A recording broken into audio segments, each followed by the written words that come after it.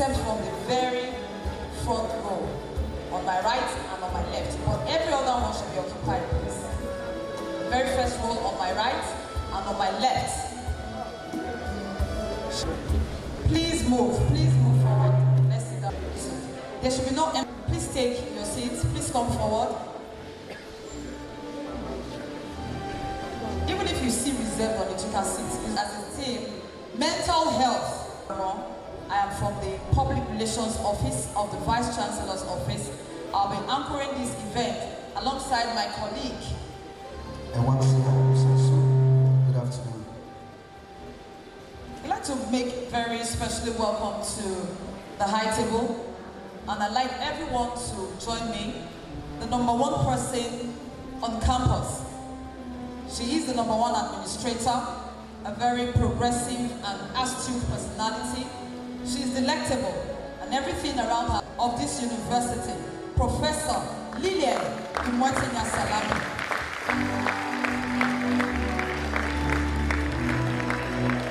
She is here represented today by the Deputy Vice Chancellor at Kenwa Campus, Professor Bunyamin Ayinde. Please put your hands together as you will take a seat on the high table. And also to take her seat on the high table is the Deputy Vice Chancellor Administration of this university.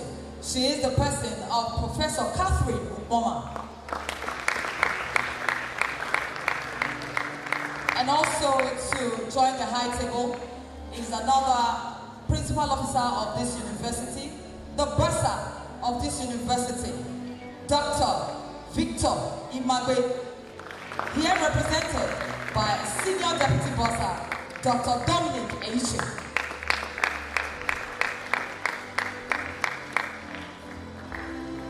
I also like to welcome very especially to the high table. Please, can we have ushers? Education, Police Service Commission of the Soil, who has been very outstanding in all his endeavors. He is Dr. Solomon Arase, OFR. Please keep clapping for him.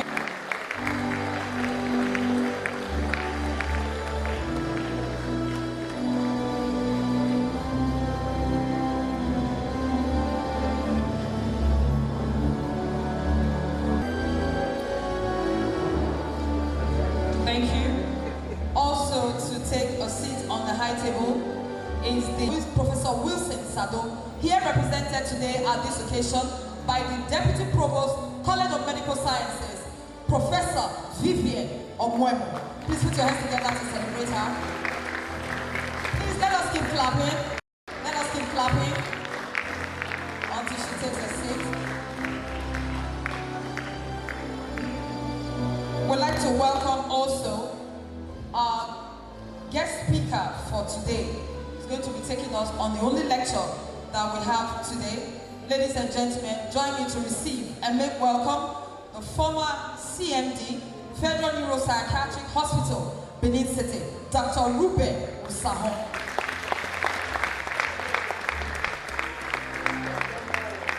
Please celebrate him. He is the husband of our former Deputy Vice Chancellor Administration, Professor Adesuwa Usahon. Please put your hands together for her. Thank you very much. We also like to take a position on the high table. The mother of the day of today's event.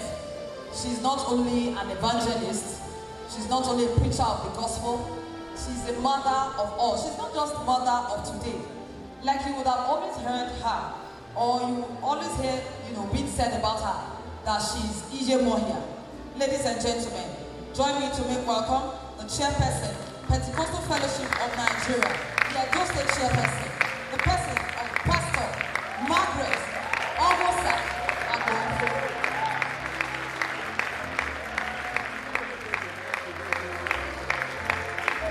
Please put your hands together for her until she takes her seat at the high table.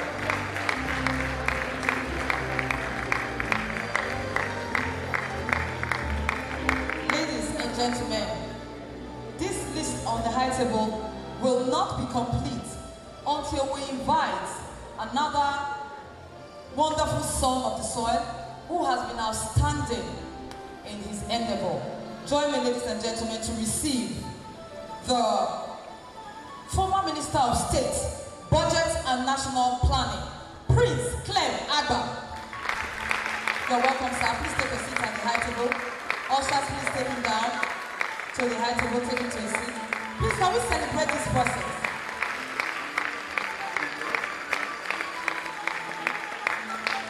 Thank you very much, sir. We're happy to receive you. Also to take a space at the high table is the Dean of the School of Medicine, Professor Wilson Osaogiako. You're welcome, sir. We're happy to have you. And also to strategically take a place on this high table today is the HOD, Department of Mental Health, University of Benin, the person of Dr. Ehigiato Adeyonfo.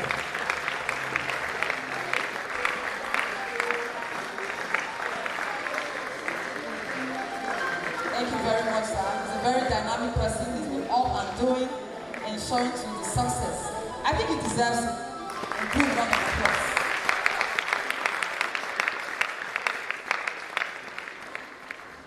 Please let's all be upstanding to take the national anthem.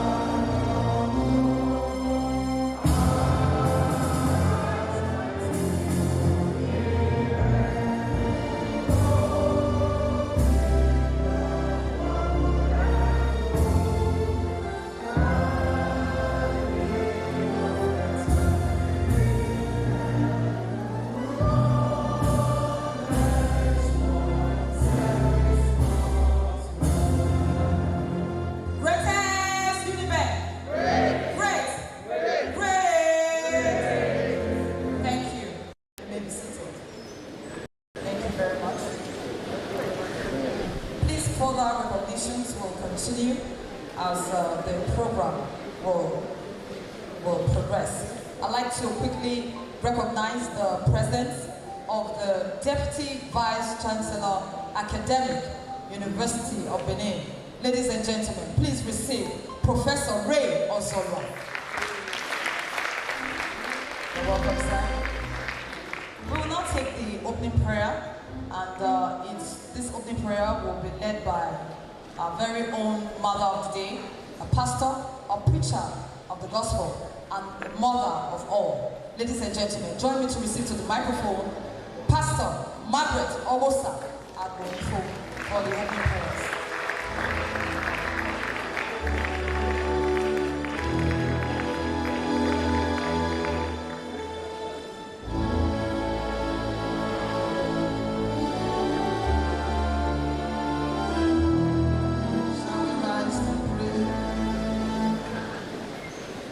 Father in heaven, we thank you for giving us a beautiful Tuesday. want to thank you for this wonderful World Day Mental Health Organization. Want to thank you for Benin City, where this program is holding right now. And we pray, Lord, that your presence will see us throughout this program. Use the lecturers to speak in the language we all will understand. After today's program, there will be solution to mental health. Above all, oh Lord, those of us who have come not really knowing the importance of this program, today our eyes of understanding will be enlightened. And at the end of the day, we all go back home to go and help the society. We bless the World Health Organization. We bless UNIBEN. We declare this service open now in the name of God the Father, and of the Son, and of the Holy Spirit. And everyone shall shout,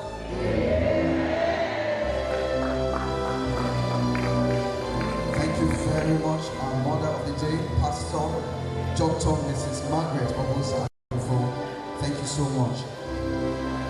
We will now receive the opening remarks by our chairman, Dr. Solomon Arase, the Honorable Chairman, Police Service Commission, and former Inspector General of Police, Nigeria Police Force. Please welcome our chairman.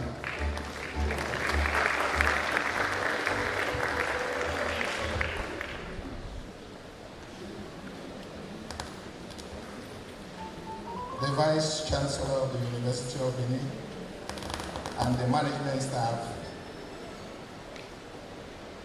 the students and nurses here present, distinguished ladies and gentlemen, I will align myself with the already established protocol. I am particularly grateful to the organizers of this all-important occasion for inviting me, not just to be part of the program, but to chair the ceremony. It is indeed my pleasure. I am not a medical personnel, let alone being a mental health expert. As I have been introduced, I am a trained police officer, although retired, trained to ensure the maintenance of public peace, law, and order in the society. So I will talk briefly as a layman in the field of behavioral medicine, while the erudite scholar, the guest speaker, will definitely do justice to the subject matter.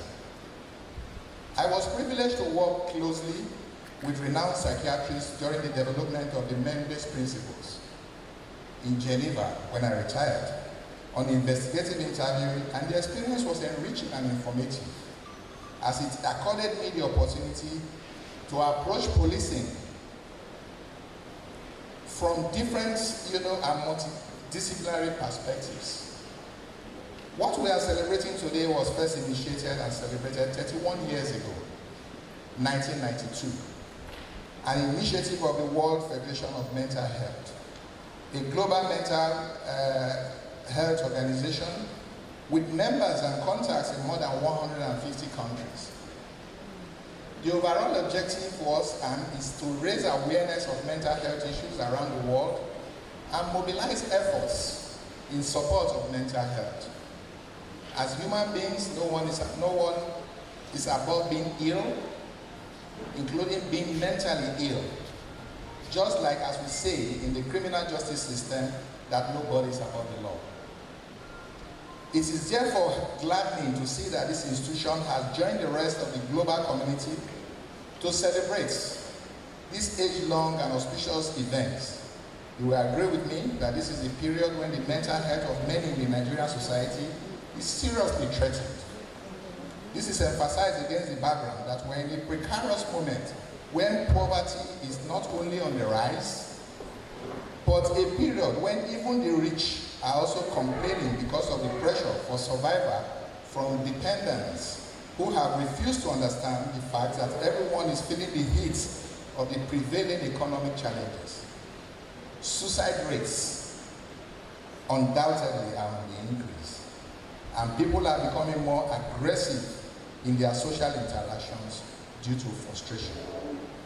On these notes, I say a big thank you to the organizers and management of the University of Benin and the University of Benin Teaching Hospital for categorizing mental health as a human rights issue. The theme of the celebration this year is mental health, a universal human right. The theme is very apt, especially in our contemporary society where even the sane could be neglected, let alone the mentally challenged, that faces stigma and deprivation on a daily basis. What the organizers have done today is to provide an opportunity for all of us in this community to unite to improve knowledge, raise awareness, and drive actions that promote and protect each person's mental health as a universal human right. That someone has a mental health condition should not be a reason to deprive the person his or her fundamental rights or to exclude the person from decisions that concern his or her own life or health. This 2023 theme is all about celebrating the power of community kindness. Good mental health is vital to all overall health and well-being. To be anything on earth, a good doctor, a good policeman, a good teacher, a good leader or follower at any level, you need good mental health. Psychiatrists have told us that 1 in every 4 or 5 persons will experience mental health condition in his or her lifetime. When I was an Inspector General of Police, I wanted to do a small research on why is it that policemen at the roadblock are always they're not civil to members of the public. And the report that came back was that because they still stand for long hours, so temporary insanity sets in at a particular point in time.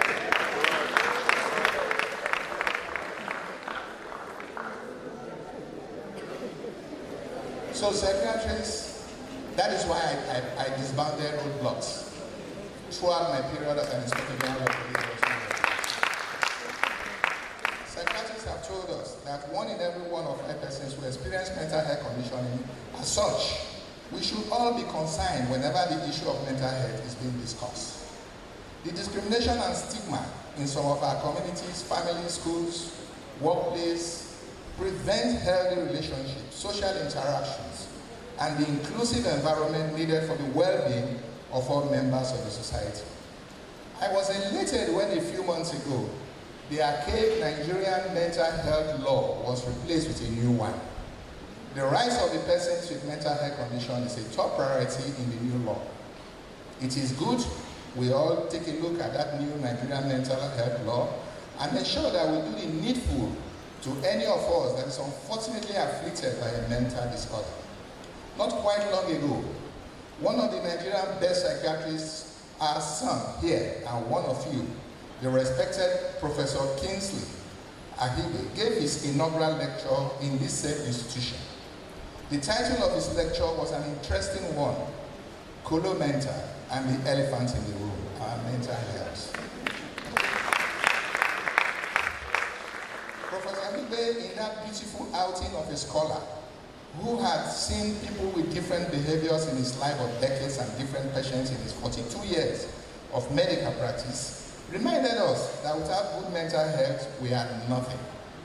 He further argued for increased awareness and support for the patients suffering from mental disorders, emphasizing that the need of empathy, compassion, that rather than stigmatization and discrimination was very, very important. Today is another great day in Benin, where the mental health is being discussed with emphasis on the need for all stakeholders to join hands and ensure that the rights of any of us who are incidentally developed any form of mental challenge is fully preserved. Another erudite scholar in the field of mental health, distinguished Ruben Osahon, will take us on that. I urge all of us to pay adequate attention as he delivers his lecture so that we all learn one thing or the other, which will help us in making our individual or collective contributions in reducing the burden of mental health disorders in our communities. It is my belief, drawing from the huge experiential knowledge and respected psychiatrists and respectable medical experts here, that our practical expectations and intellectual curiosities on the issues of mental health will be met today in the course of this program. Once more, I welcome you all and thank the organizers for finding me worthy to chair this occasion. I wish Uniben and UBTH a very happy 2023 World Mental Health Day. Thank you and God bless.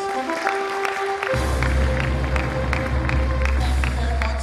Please now put our hands together to celebrate our chairman, former Inspector General, Nigerian Police Force, Dr. Solomon Arase. Before we take on the next item, please I'd like to bring up stage the Deputy Vice Chancellor, Academic Professor Roy Ozola. Please take your seat upstage. There's a seat created for you already. Please take your seat upstage. Usher, thank you. Thank you. Please keep clapping until my other clients upstage. Thank you very much. Thank you. We'll now invite the head of Department Mental Health, Dr. Ehigiato Adayanfo, to give his remarks. Put your hands together for him. Thank you very much, MC.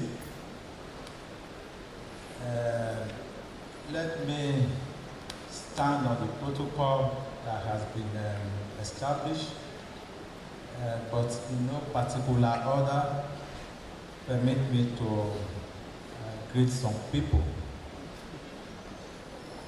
I'd like to deeply appreciate the Vice Chancellor, University of Benin, Professor Lilian Salami, who is very well represented by Professor Obama. I also like to pay respect to Professor Obama in our own personal capacity. I pay respect to Professor Ray Ozolwa, and the Vice Chancellor, Kewa Campus, Professor Adi. I respect the bossa, who is Dr. Imadi, very well represented here by Dr. Eche. I also like to pay special respect to the chairman of this occasion, who has had to set so many things aside to be with us in Benin. We respect you deeply, sir, for your complete support for the cause of our department. I'd like to also very much appreciate Honorable Prince Clement Agba, who has had to leave so many things aside to be with us physically and spiritually this afternoon. We respect you very greatly, sir. Your identification with mental health speaks a lot about you. My provost is very well represented here. The Provost, College of Medical Sciences, Professor Wisi Sado, represented by the Deputy Provost, College of Medical Sciences, Professor Vivian Omwema. And of course, the host for this event, Professor Wisi Sarogiaga, is very much here. We appreciate him for his unending association with the Department of Mental Health. I greet all the deans who are present here, all the directors, all the heads of department, indeed all the professors, and of course, medical consultants. Many of them are very much present here. I want to also respect and appreciate the presence of the immediate past Auditor General of the Federation, Chief Adolphus Awu, who has been here since. You are welcome, sir. We have many agencies present here. I'm sure at the appropriate time all of you will be duly recognized. We have the Nigerian police here. Commissioner of Police Edo State is very much represented by Dr. Nibo. And we have NDLEA, we have Nigeria Correctional Center, service, and so on and so forth. So I want to welcome you again to this World Mental Health Day. And as it has been stated before, my name is Dr. Ehigiatu Adanyofu. I'm the acting head of Department of Mental Health, University of Benin and University of Benin Teaching Hospital. Permit me to also pay respect to the chairman of my association, University of Benin Alumni Association, University of Benin Branch, Mr. Osahon. I am most enthusiastic and eager to stand before this great eminent audience because it is World Mental Health Day 2023. There is no health without mental health. So why the neglect of mental health? For example, a look at the Nigerian 2023 Appropriation Act reveals that less than 4% of the total budget for health is earmarked for mental health. How can this be right? The theme for this year's World Mental Health Day is mental health is a universal human right. This theme has been crafted and adopted because of the imperative, crucial and vital importance to reenact that mental health is a universal right of all citizens of the world, and this includes Nigeria. We want to put mental health in its proper perspective as a human right and thereby drive home the stance that everyone, consciously or unconsciously, strives for a sound mental health.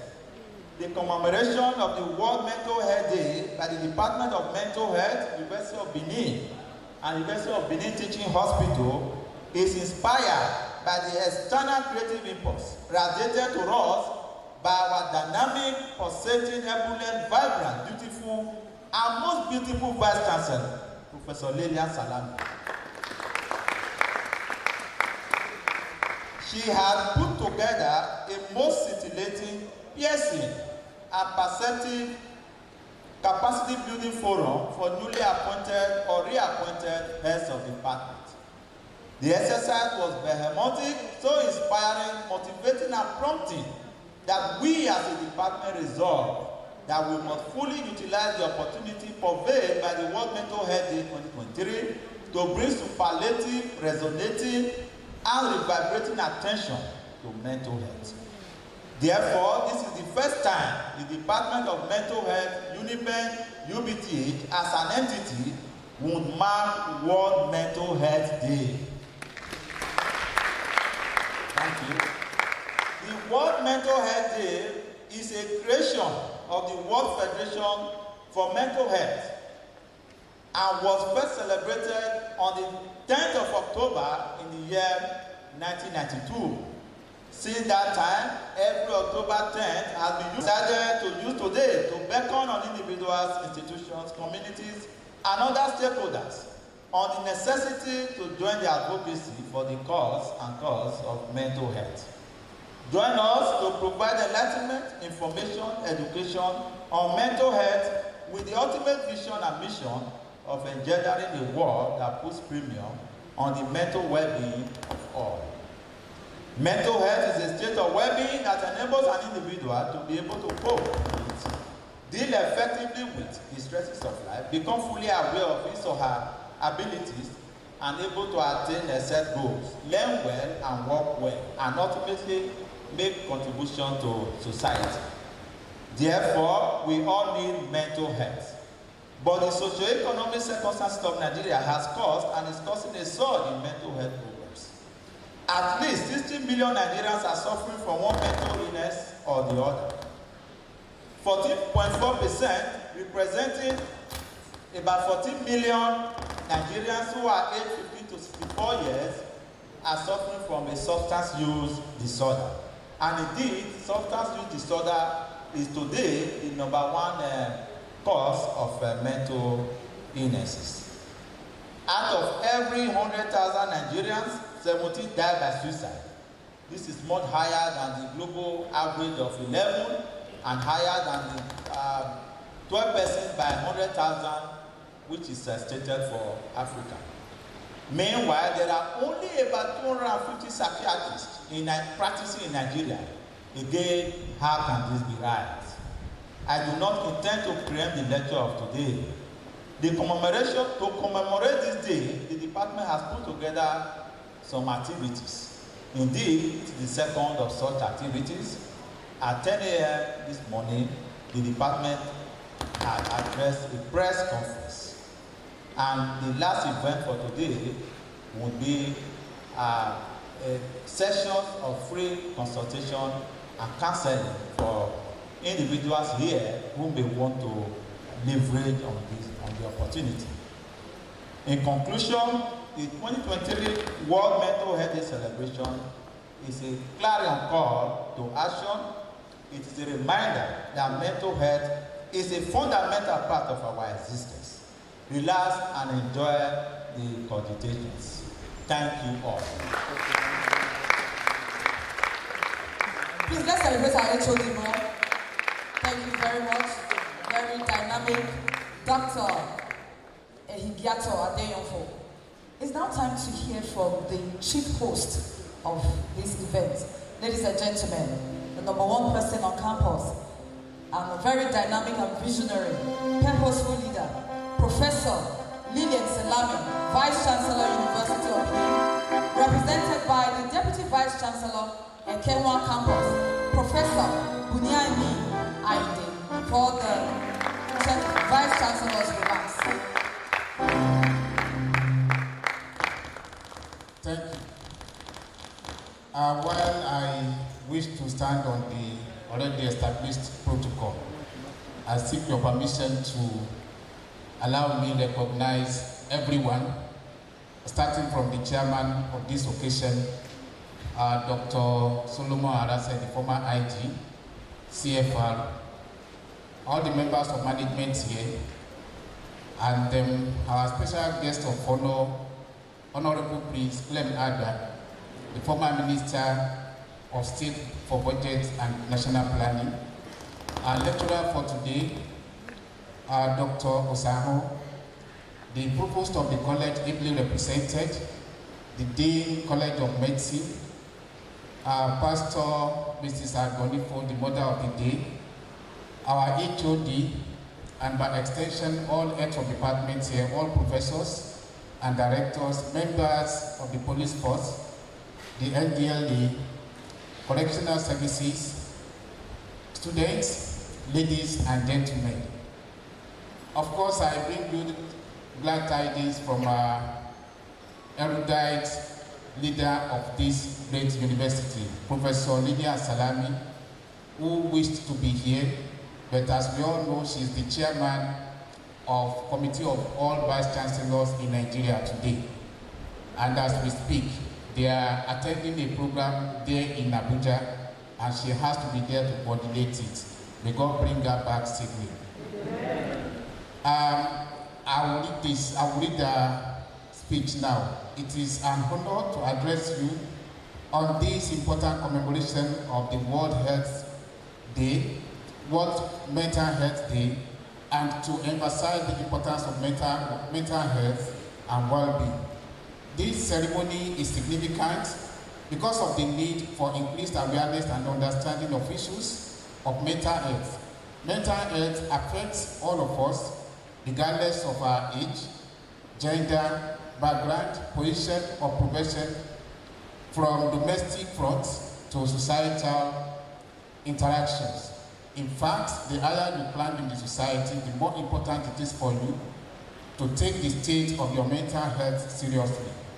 It is a fundamental aspect of our overall well-being. That is why the theme, mental health as a universal human right, is very, very apt.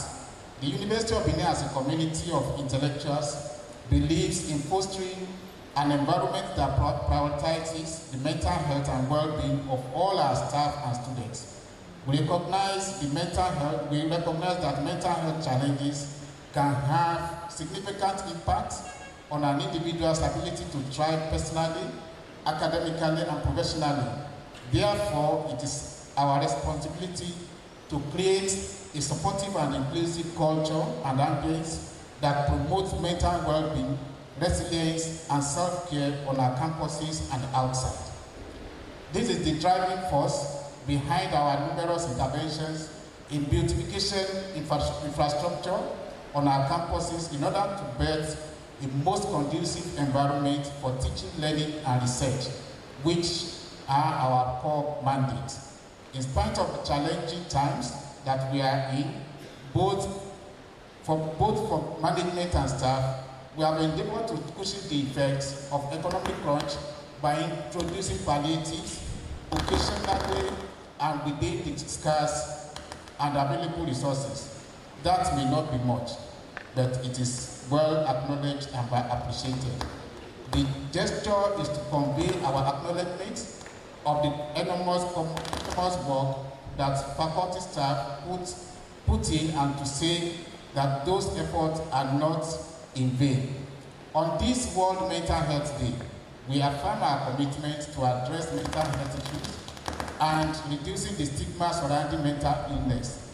We strive to cultivate an environment where seeking help and support is encouraged and where individuals feel safe to share their experiences without fear of reprisal, ostracization, discrimination, neglect, suicidal thoughts, and murder. I commend the Head of Department of Mental Health, Dr. Idiato Adayofo, and his team for the hard work that they have put together, they have put into organizing this World Mental Health Day. They have attracted very distinguished personalities whose track records of achievement are well known. I appreciate you all for taking time for these schedules to honor this invitation and also thank the sponsors of this program for their kind gesture. The keynote speaker, Dr. Ruben Osaho, Chief Medical Director of Federal Psychiatric Hospital, Benin City, will be educating us on the imperative of reducing the burden of mental health, particularly among our youth, the old, as well as old drug abusers in our communities, and the need for legislative action and for community participation. Dr. Osao is a consummate professional whose wealth of experience will be sharing with us. We thank you, sir, for your commitment, which we value greatly. As we commemorate this important day, let us all reflect on the things around us and resolve not to be depressed at all. We need to dissuade our children. We need to dissuade our children, our youth, from drug abuse. And for us adults, let us take life easy and do not make ourselves part of the statistics of persons who create cause for worry by their loved ones.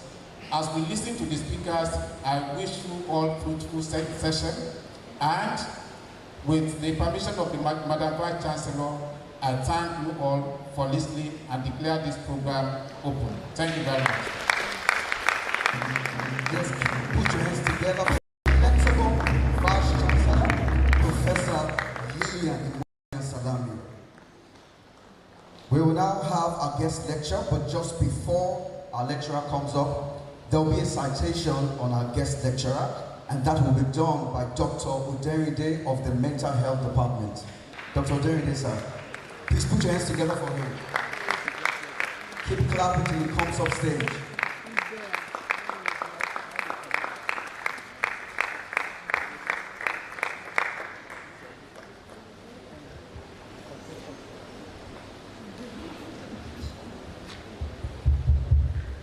Mr. Chairman, sir,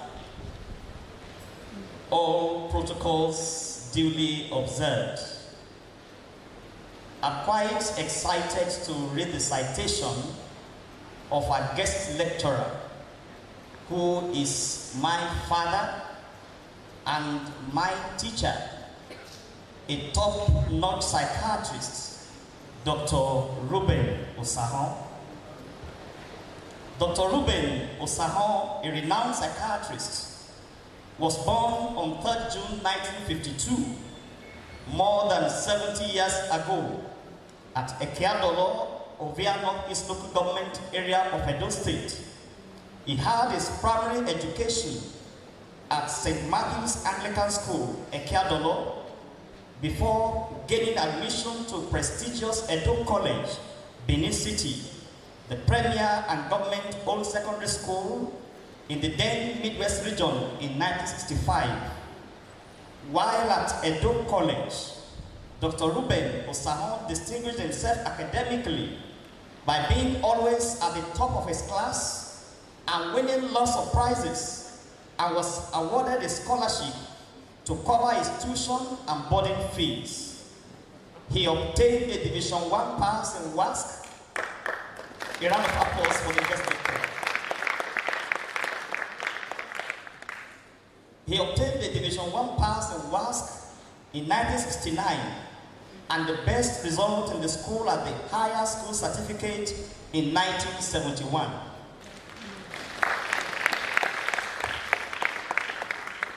In 1972, Dr. Ruben Osahon gained admission into the premier and top flower University of Ibadan to study medicine, where he once again awarded a scholarship for the 5-year duration of the course. Another round of applause. He graduated and qualified as a doctor in June 1977, almost 50 years ago. He began his medical career as a house officer at University of Benin Teaching Hospital between 1977 and 1978, before proceeding to Port Harcourt, River State for the National Youth Service Corps. During the service year, he was given the responsibility to set up the police clinic, which has now grown to become a police hospital in that state.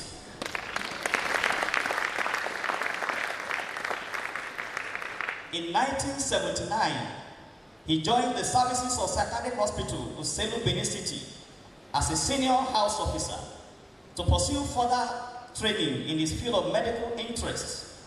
In 1981, after only 2 years there, he was awarded in-service training sponsorship for specialist training at the University of Newcastle upon Tyne, United Kingdom. He obtained a specialist qualification of membership of the Royal College of Psychiatrists in 1984. He returned to Nigeria in March 1986 to continue work at the Psychiatric Hospital, Selu. In 1987, he was promoted consultant psychiatrist and subsequently through different higher grades until October 1995, when he was appointed medical director of the hospital.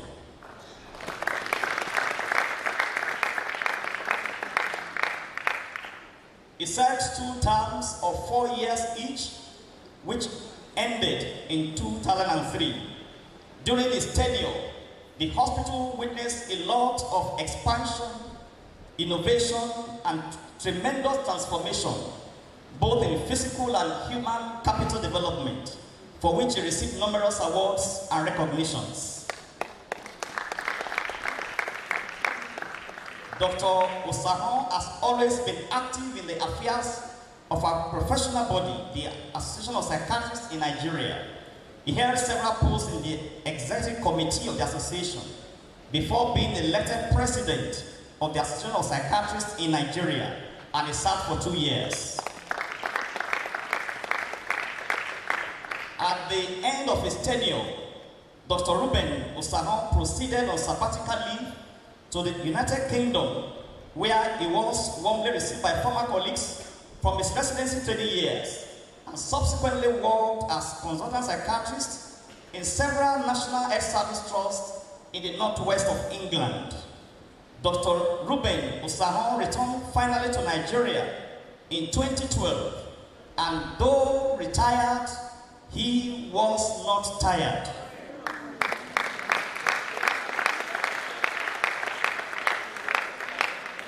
He joined the services of the University of Benin and University of Benin Teaching Hospital on contract as senior lecturer, consultant psychiatrist in mental health department, where he was involved in training of medical students and resident doctors.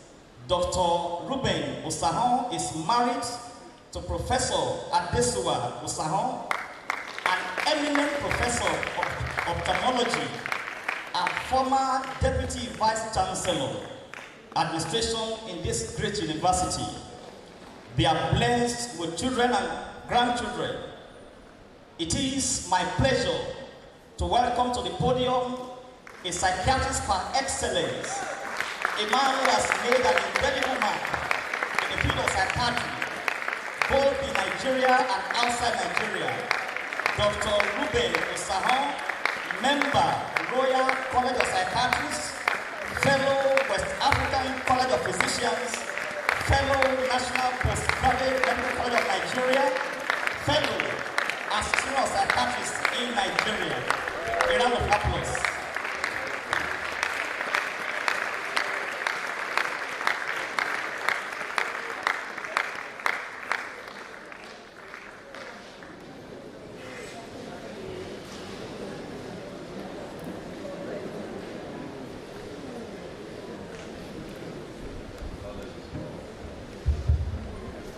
Thank you very much, Dr. Oderinde, for that very generous introduction. And I'd like now to turn to the high table and crave the indulgence of the Vice Chancellor, Chairman, to stand on the already well-established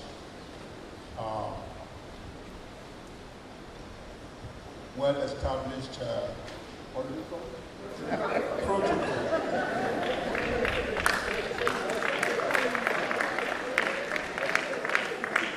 Thank you very much. And because of time, permit me to move straight ahead to the topic or to the lecture which I have been given the privilege to choose. And in choosing, I had to look at the theme for today's celebration, the reason why we are here, which is the World Mental Health Day. And I chose to speak on reducing the burden of mental health disorder in our community, a call for legislative intervention and community participation.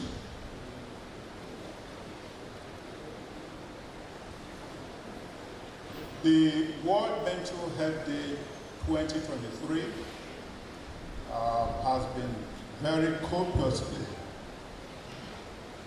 referred to by our eminent chairman. He started by telling us that he was a layman, that by the time he finished, almost all the points I have in my lecture, he had. Thank you very much, Chairman. You made my burden very light.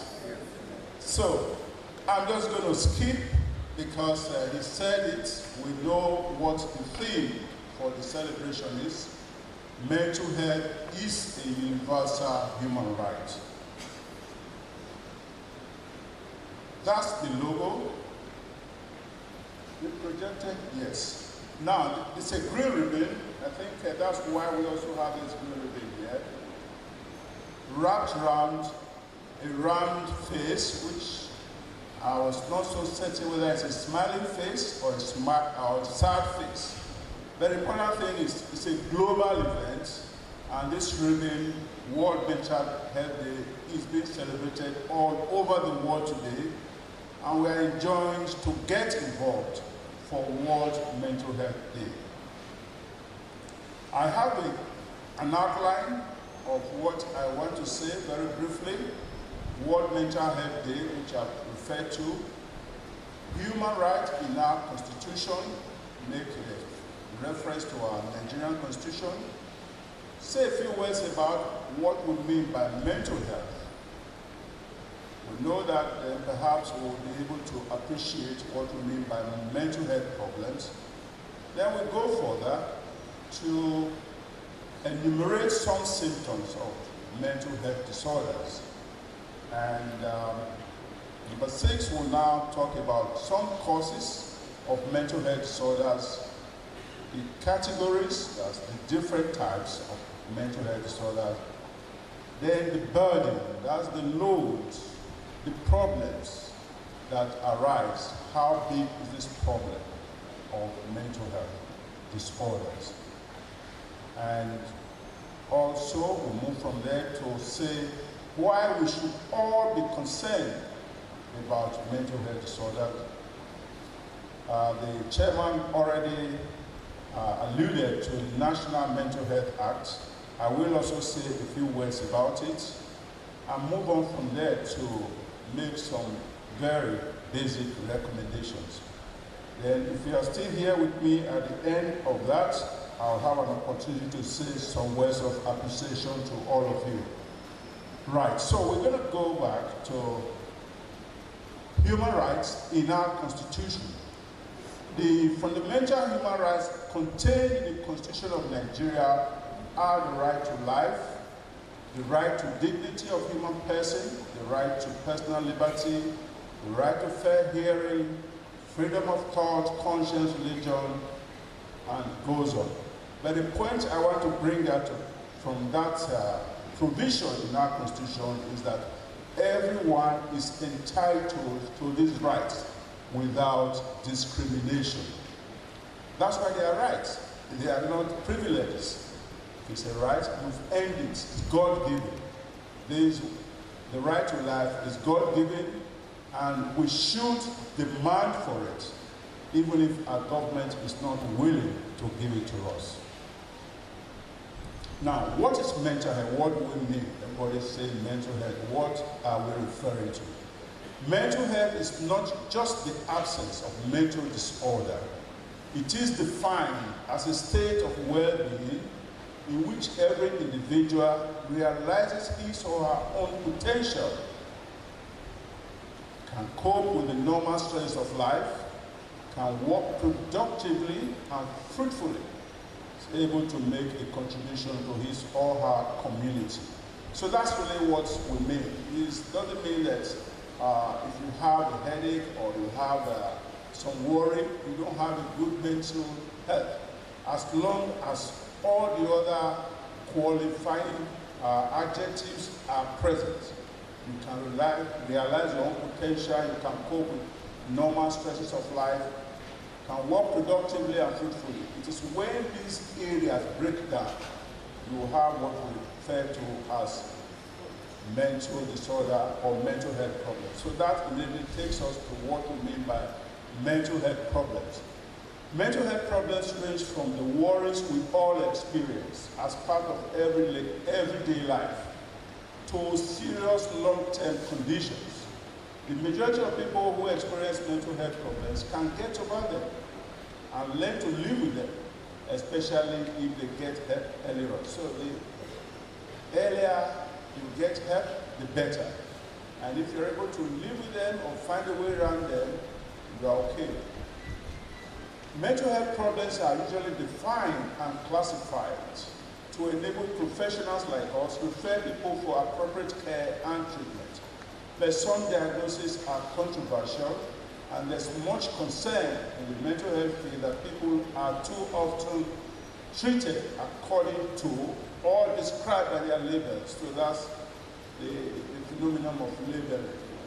While it's good to classify, by the time you classify, you put a label on that classification, it may become a problem. This can have a profound effect on their quality of life. Nevertheless, diagnosis remains the most usual way of dividing and classifying symptoms into groups. Mental health problems symptoms are traditionally divided into groups.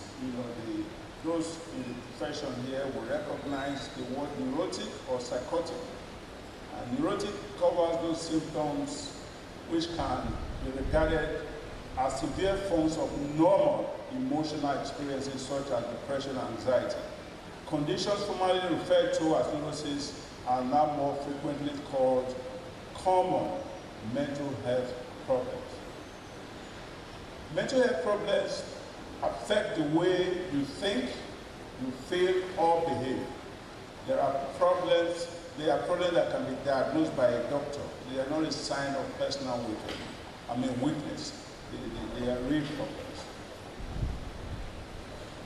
Between 1 and 2, we're not talking in field statistics now, between 1 and 2 in every 100 people, that's 1 to 2%, experience a severe mental illness such as bipolar disorder or schizophrenia, and have periods when they lose touch with reality.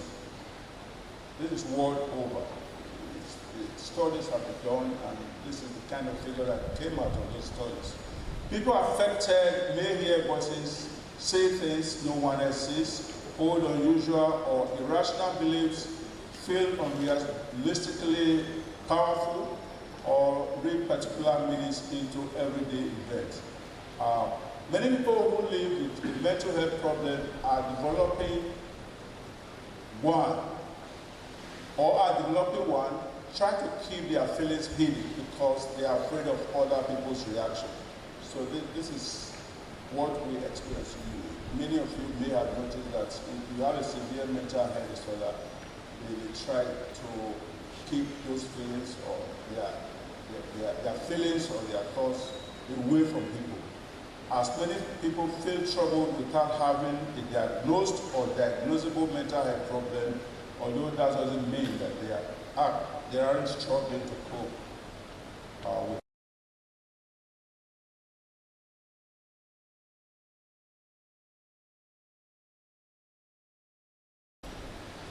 To detect and diagnose a mental illness, you have to depend almost entirely on what people tell you. That's one of the drawbacks of our profession. You have to be a good interviewer, as we say, to be able to ask the right questions and get the right kind of responses that you need to make a diagnosis.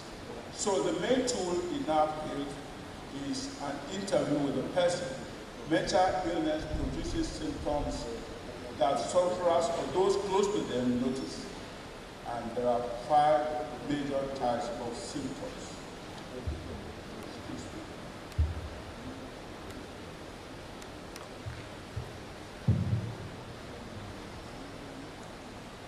Now, physical symptoms. You may be surprised that we're talking about physical symptoms in mental health lectures. Yes.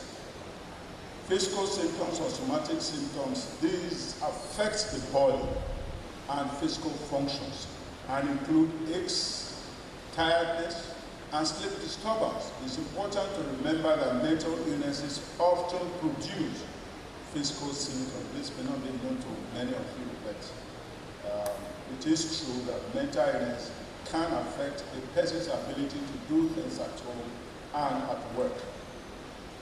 Then the feeling, how you feel, that's another way of saying emotional symptoms. Typical examples are feeling sad or feeling scared, thinking symptoms or cognitive symptoms. Typical examples of thinking of suicide, thinking that someone is going to harm you, difficulty in thinking clearly, and forgetfulness. Behavior symptoms, that's behavioral symptoms. These symptoms are related to what a person is doing.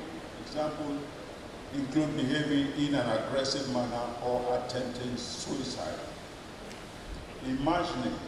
Now, these are perceptual symptoms. These arise from one of the sensory organs and include hearing voices, saying things that others cannot see. Those we refer to as hallucinations. In reality, these different types of symptoms are closely associated with one another. A person can be worried about the future, which is thinking complaint, which can make her feel scared. a feeling complaint, which can make it difficult for her to sleep, and a physical complaint. So you can see how a thinking, feeling, and doing complaint can all be interrelated. The person can hear people talking about him, a complaint of imagination, which makes him think that his life is in danger, a thinking complaint, which makes him attack others to protect his or herself, which is a doing complaint. So those are types of symptoms of mental disorders. I've spoken to psychotic symptoms. Now, these are the big questions we get asked as professionals. My father, my mother, or my brother didn't have this problem. Why am I suffering from it? So we want to know the causes of mental health disorders. In many cultures, both medical and traditional explanations are used to understand the causes of illness, mental illness.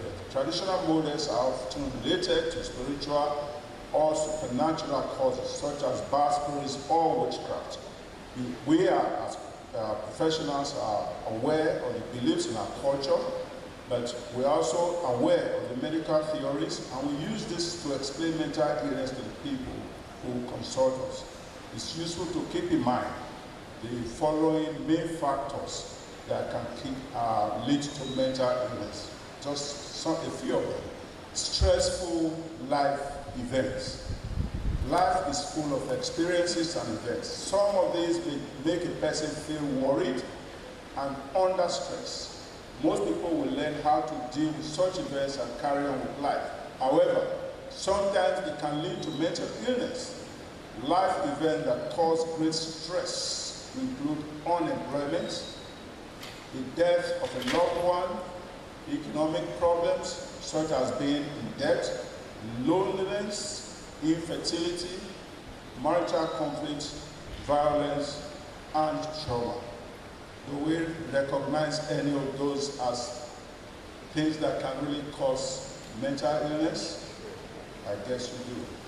Now, the next cause or possible cause of mental illness is difficult family background.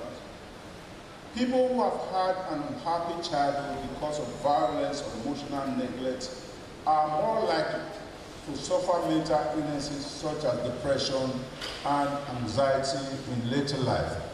Until I started training as a psychiatrist, this part of causation of mental health, I wasn't aware of it, and it seemed puzzling to me. But it's true that people who have difficult early life experience can later in life develop problems with depression or anxiety. Then brain diseases.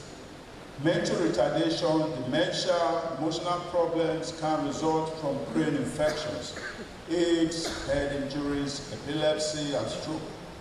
There's no definite brain pathology has yet been identified for many mental illnesses. However, there is evidence to show that many illnesses are associated with changes in brain chemicals, using a big word here, such as neurotransmitters. These really are chemicals that are in the brain for moving signals from one part to the other. Heredity or genes. Heredity is an important factor for severe mental disorders. However, if one parent has a mental illness, the risk that the children will suffer from mental illness is very small. This is because, like diabetes and heart disease, these disorders are also influenced by environmental factors. So it's not a straight transmission. It's not that if your father has a recognized mental health disorder, you're going to 100% inherit it. It's not like that. There are other environmental factors that will come into play. Medical problems. Physical illnesses such as kidney and liver failure can sometimes cause a severe mental disorder. Some medicines, especially some of those older generations that were used to treat high blood pressure, can cause a depressive illness.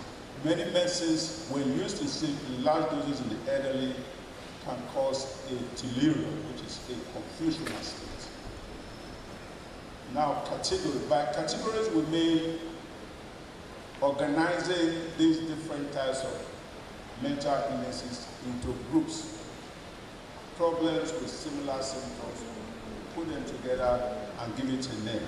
So those categories, we have 6 broad categories of mental illness. We already mentioned the common mental disorders. Those are depression and anxiety. We have those we can attribute to bad habits, such as alcohol dependence and drug misuse. Then we have those that are referred to as severe mental disorders, psychosis, which I already mentioned, mental retardation or learning disability, mental health problems in the elderly, and some may be surprised that we have mental health problems in children. Indeed, we do have mental health problems in children, and that's the subject of the whole specialty that we refer to as child and adolescent psychiatry. I'll just move on to say very brief words about each of these categories. Depression is number 1 there, and this means feeling low, sad, fed up, or miserable. It is an emotion that almost everyone suffers at one time in their life. To some extent, it can be thought of as normal, all right? Because we all have periods when we are not happy. So to that extent, it's normal. But there are times when depression starts to interfere with life, and it becomes a problem. For example, everyone gets spells of feeling sad, but most people manage to carry on with life, and the spell goes away. Sometimes, however, the depression lasts for long periods, even more than a month. It is associated with disabling symptoms such as tiredness, difficulty in concentrating. The feeling starts to affect daily life and makes it difficult to walk or to look after small children if you're a mother. If depression starts to get in the way of life and lasts for a long period of time, then we can assume the person is suffering from an illness. Okay? So it's both a normal state and which can progress to an illness. Anxiety is very similar. It is the sensation of feeling fearful and nervous. Like depression, this is normal in certain situations. For example, an actor before going on stage or a student before an examination will feel anxious and tense. True? Some people seem to always be anxious but still seem to cope, so they're okay. Like depression, anxiety becomes an illness if it lasts long, generally more than 2 weeks. It's interfering with the person's daily life or is causing severe symptoms. Most people with a common mental disorder have a mixture of both depression and anxiety. Most never complain of feeling or thinking symptoms as their main problem, but instead experience physical or behavioral symptoms. Now, bad habits. A person is said to be dependent on alcohol or drugs when their use harms the person's physical, mental, or social health. Typically, it becomes difficult for people to stop using these substances because they may develop physical discomfort and extreme desire to consume the substance, what we refer to as withdrawal syndrome. Dependence problems cause great damage to sufferers, their families, and ultimately to the community. Alcohol, for example, not only harms the drinker through its physical effect, but it's also associated with high suicide rates, marriage problems, and domestic violence, road traffic accidents, and increased poverty. These are all documented and well researched. For most heavy drinkers, alcohol misuse is rarely the main reason for seeking health care. Instead, you have to be alert and ask people about their drinking habit, particularly when the clinical presentation suggests that the illness may be related to drinking. Different types of drugs may be abused other than alcohol. The commonest drugs of misuse are cannabis, which goes by different names, opium, and related drugs such as heroin, cocaine, stimulants. So many of them, we don't really have, we can't keep up with the needs of drugs of abuse, especially with the young generation. All right? There are other habits that can damage people's health, apart from alcohol and drugs. These include smoking, cigarettes, dependence on sleeping pills, and gambling. I don't know if there are any gamblers here. Severe mental disorder, psychosis. This group of mental disorder consists of three main types of illnesses: schizophrenia, manic depression, depressive disorder, also called bipolar disorder, and group psychosis.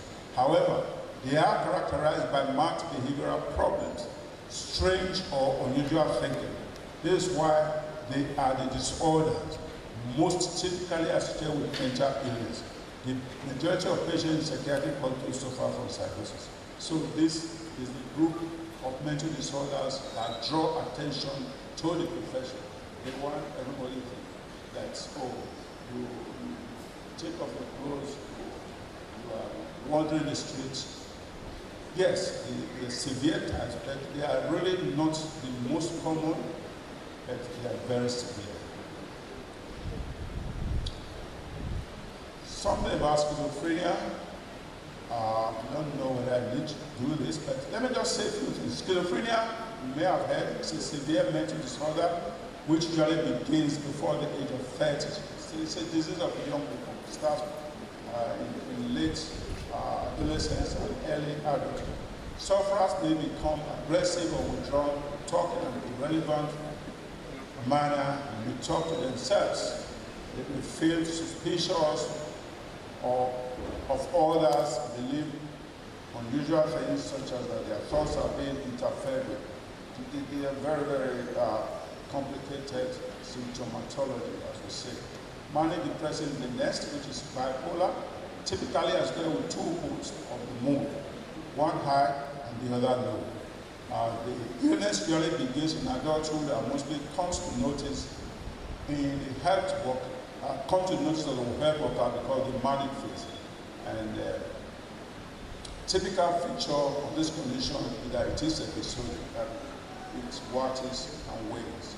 This means that there are periods during which sufferers are completely well, even if they are not taking treatment.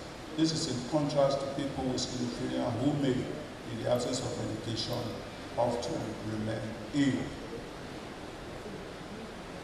Mental retardation, I just mentioned it. The term mental retardation is being dropped by many health workers. This is because it's often used in a discriminatory way. Instead, the term learning disability is preferred. Mental retardation is not a mental illness in the strict sense of the term. This is because an illness usually refers to a health problem that begins and ends. Learning disability, on the other hand, is a state that is a condition that is present from very early childhood and remains present for the rest of the person's life. Mental retardation means that the brain development and thus mental abilities of the child is slower. So it is referred to as slow developers, goes by so many other names. There are different categories of this particular type of illness: mild, moderate, and severe. We won't go into that. Now we go to mental health problems in the elderly. The elderly suffers from two main types of mental illness. One is depression, which is often associated with loneliness, physical illness, disability, and poverty. This is similar to depression in other age groups. The other mental health problems in the elderly is dementia. It's a big problem, it's growing, and society doesn't appear to be ready for our aging parents, and many of them suffer from this condition, regrettably. Then we have mental health problems in children. Just to let you know that children do suffer from some forms of mental disorder, like I mentioned earlier. There's what we call dyslexia, hyperactivity, conduct disorder, and children can suffer from depression. Bedwetting we consider to be a mental health problem, and it can be treated. Children will also come to our attention when they have been victims of abuse. Very important. The main thing to remember is that these child's mental health problems, unlike mental retardation, often improve. They are treatable, the proper management, and some children completely recover. It is important not to assume that any child with behavioral problem is mentally retarded. Now, burden of mental health disorder. Okay? We need to know the burden so that we know fashion way of reducing such burden.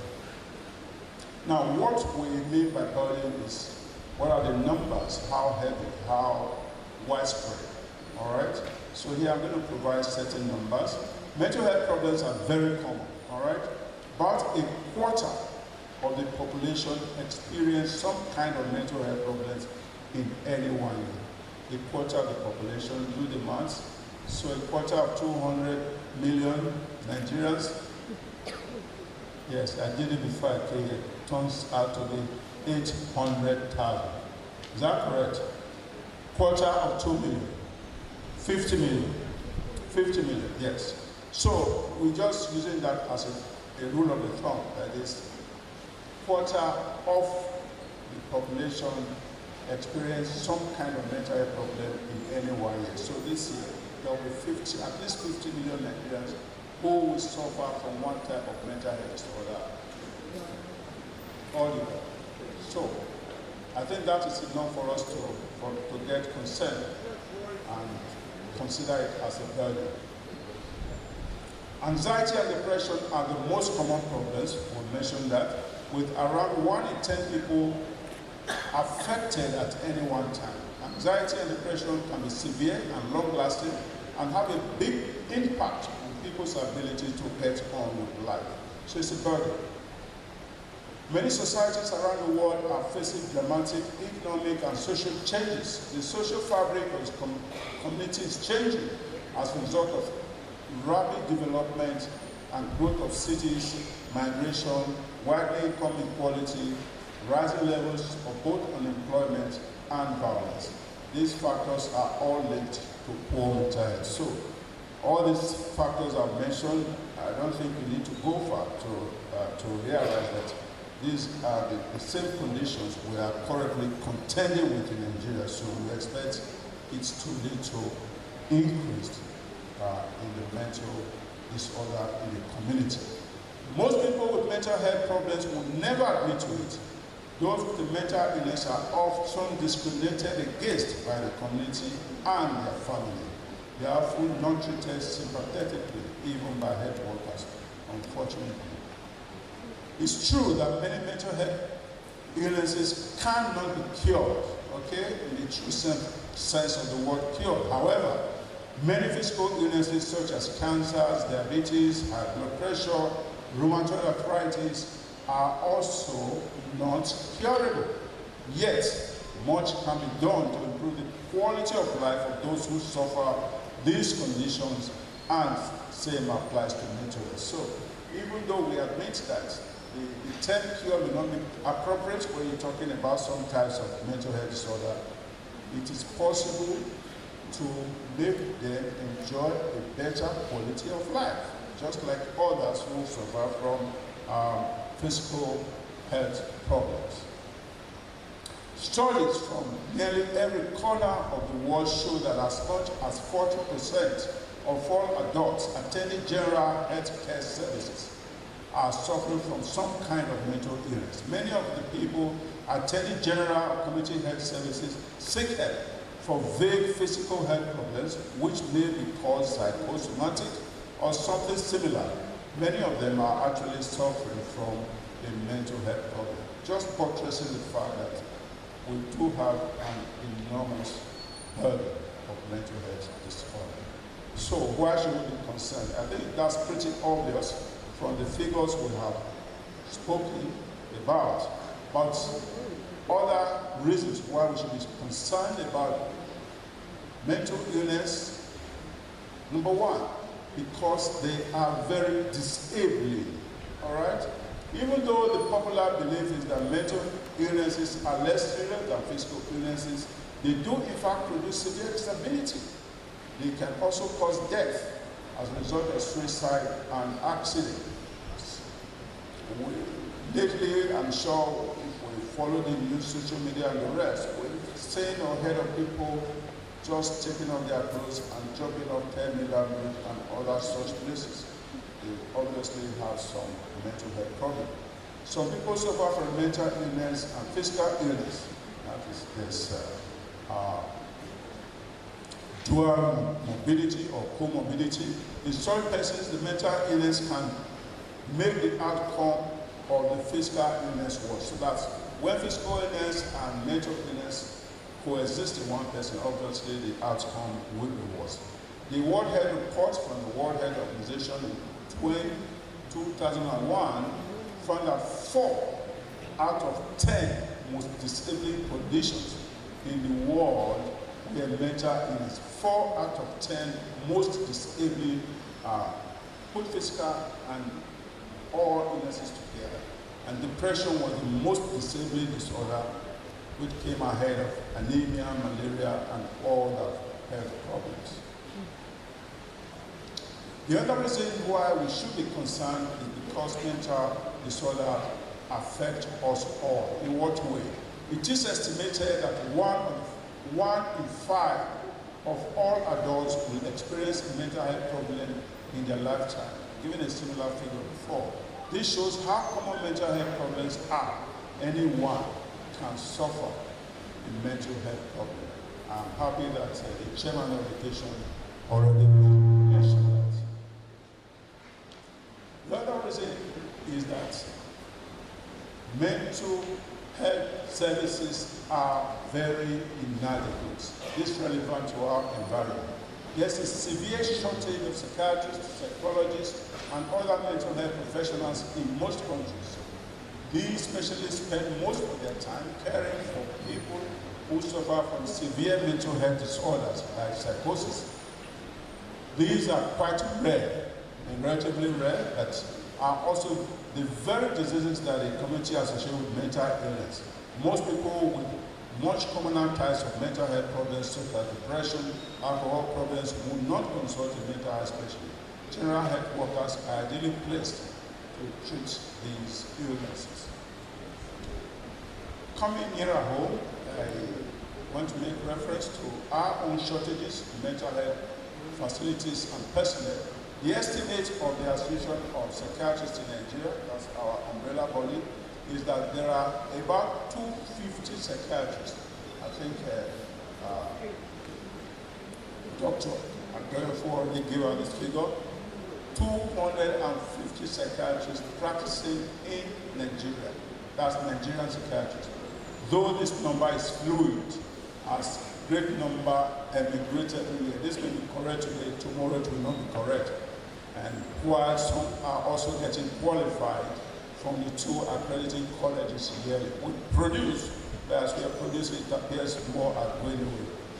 Work on the APN directory is ongoing, and hopefully we will have more definite statistics soon when the directory is completed. So we do have a problem with the numbers as it is, but made worse by the popular brain drain, which occurs not just in, it occurs in all specialties, all medical specialties. The same APA estimates that Nigerian psychiatrists practicing abroad are at least between 2 to 3 times the number practicing in the country. You see that, I don't know what I call it, absurdity, but it is inverse. We produce less psychiatrists than the so-called developed countries, but because our professionals are so good, they are easily taken up abroad, and we now have a situation where there are more Nigerian psychiatrists practicing abroad, Nigerian trained, than practicing in the country. So what we can hope to get from this is that the efforts to collaborate with these our diaspora colleagues will bring them in from time to time to tap on their knowledge and experience.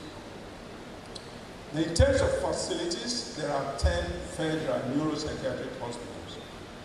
In my time, there were 8, but 2 were added to the original 8 early this year, one at Kwara and the other at Kano State.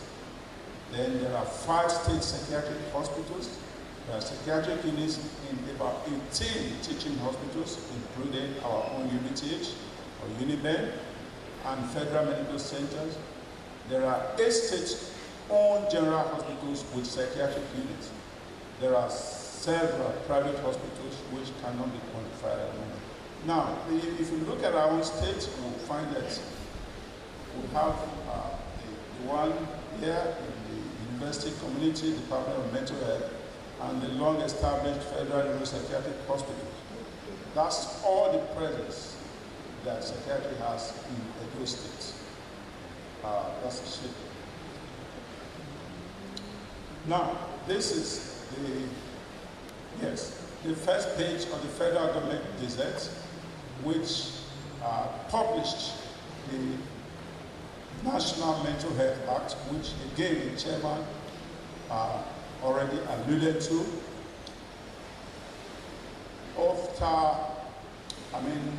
We had what the so-called Lunacy Act, which is really an importation from Britain.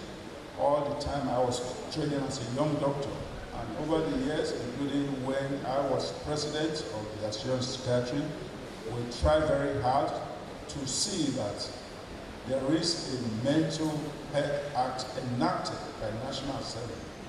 But we thank God that at the end of a long struggle, we do now have a National Mental Health Act. I don't know if you can, I don't think you can read what is there. This page shows, this is the last page, and I'm interested in reading what it says. It tells, this is the last page, it says this is the bill, this bill establishes the Mental Health Services Department to promote and protect the rights of persons with intellectual, psychosocial, and cognitive disability, and provides for enhancement and regulation of mental health services in Nigeria.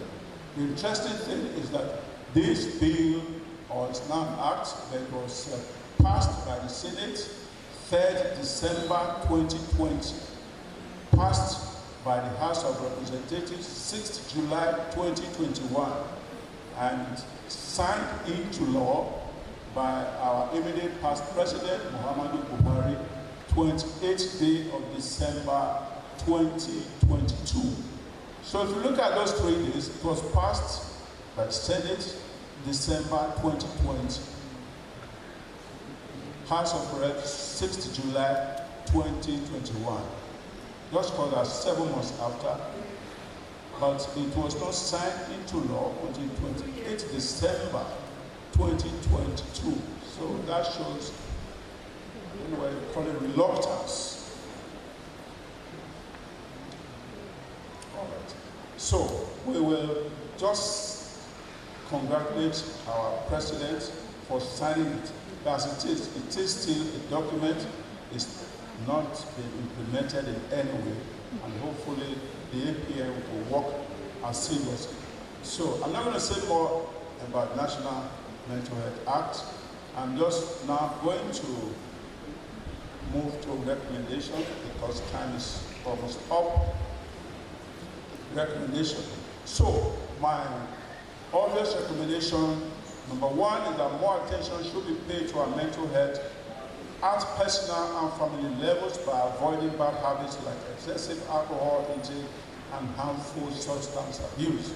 Number 2, more funding provision should be made specifically for mental health facilities and personnel, including psychiatrists, clinical psychologists, nurses, social workers, and other support workers. 3, implementation of National Mental Health Act at all levels of the healthcare.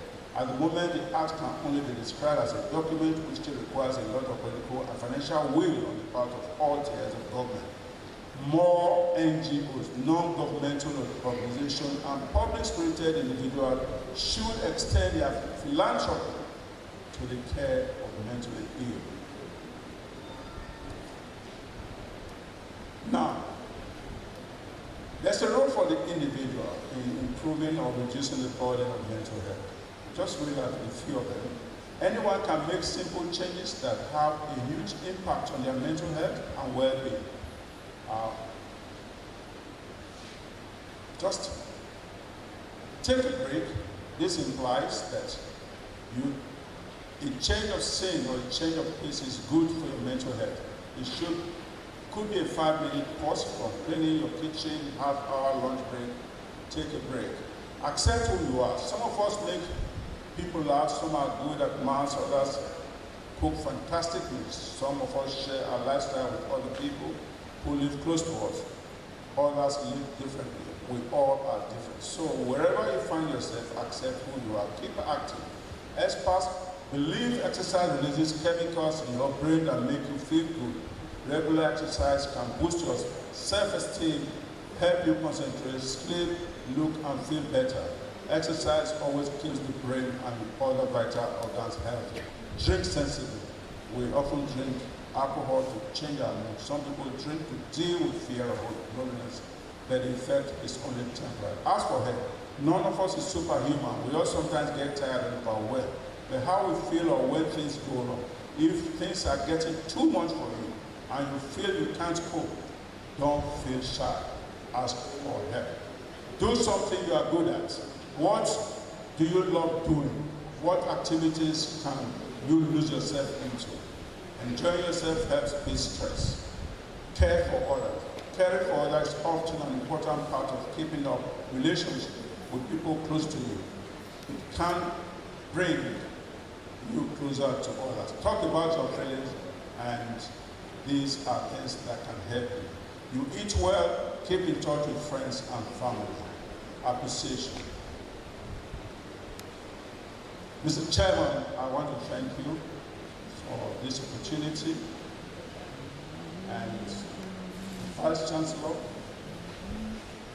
and Principal Officers, Mr. Leaders Salami, thank you for graciously providing this platform. Deans and directors for your presence. All distinguished personalities on the high table. My appreciation goes to the HOD, Dr. Egiato Dayafu, and his organizing committee. They did so wonderful. To my darling wife, Professor Mrs. Adeswa Sahom, former deputy. Where is she?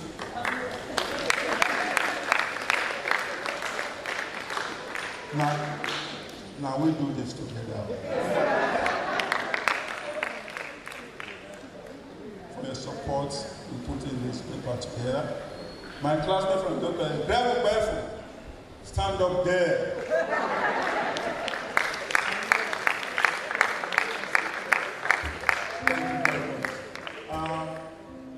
Dr. Carol Power, she here.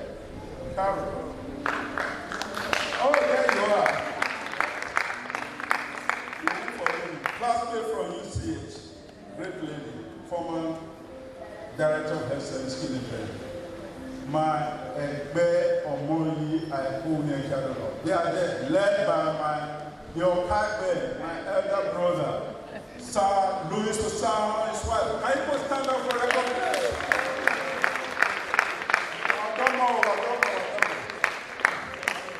Lastly, not the least, all of you very bright gentlemen and ladies in the audience, I thank you for your attention. I hope I haven't bored you so much. Thank you. God bless you all. Put your hands together for this speaker. He deserves a standing ovation. Keep clapping, keep clapping, keep clapping.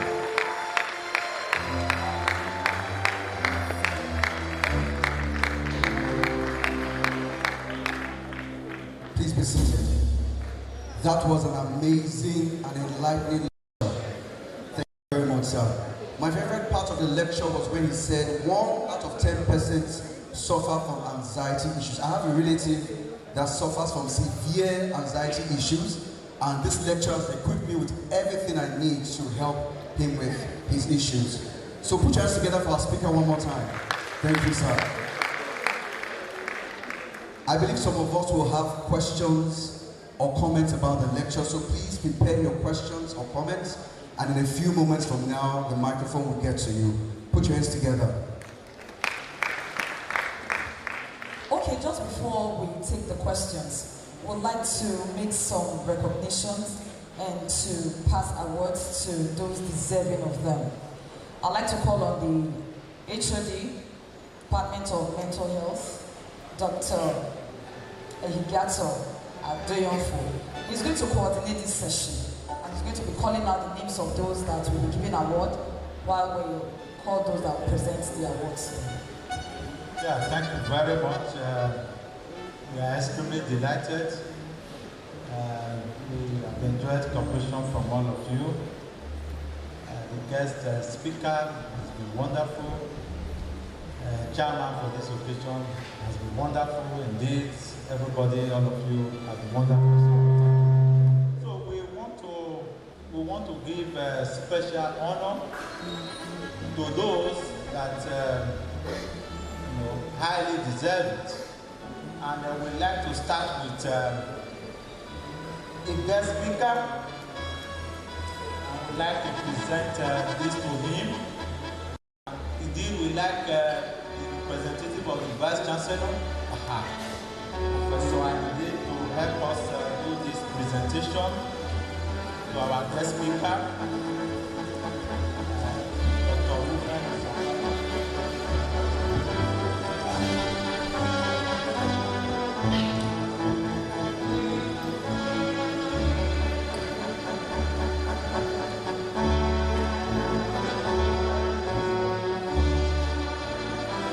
Great Unibel. You know, it's part of greatness that we have exhibited today. Our lecturer has really fed us with a fantastic lecture, and I know majority out of us we are more knowledgeable about mental health than we did before now. You know, I was just telling him, whenever you have a friend, particularly that works at Solution by the left. You know what we are talking about. If you go there, you want to see your friend all the time. People will start thinking that you are impatient. So that's why the majority of them don't have friends. Dr. Osaho, the former CMD there, we are really grateful to you. On behalf of Mental Health Department, University of Benin, UBTH, we are presenting this to you in recognition of your valuable contribution to mental health as a profession. Thank you very much.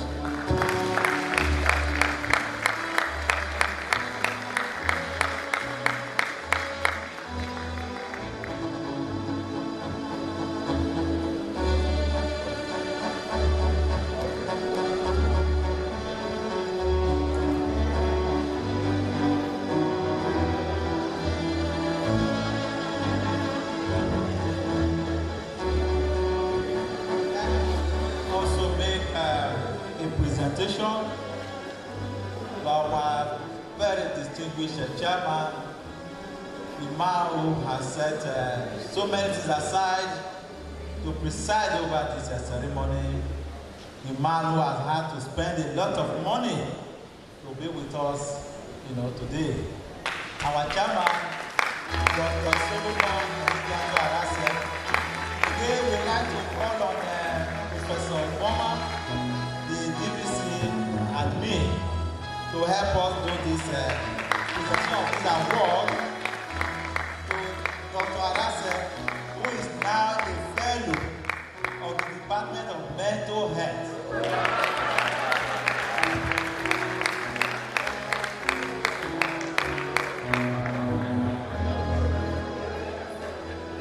Well, this is an award of, in Fellow of the Department of Mental Health. She's been presented to Dr. Solomon Arasa on the occasion of the World Mental Health Day 2023. We congratulate you, sir. And we thank you for finding time to come.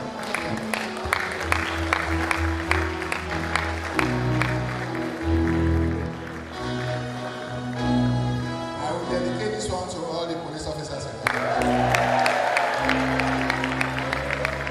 Thank you very much, sir. We have yet another award of Fellow of the Department of Mental Health, University of Benin, and University of Benin Teaching Hospital. And this is going to our special guest of honor, again, somebody that has been in Benin for a couple of days now, essentially because of World Mental Health Day 2023 taking place in this our great citadel. May I humbly invite Honorable Prince Clem Agba to step forward and receive this award to be given out by the Deputy Vice Chancellor Academics, my teacher, Professor Ray Oswald.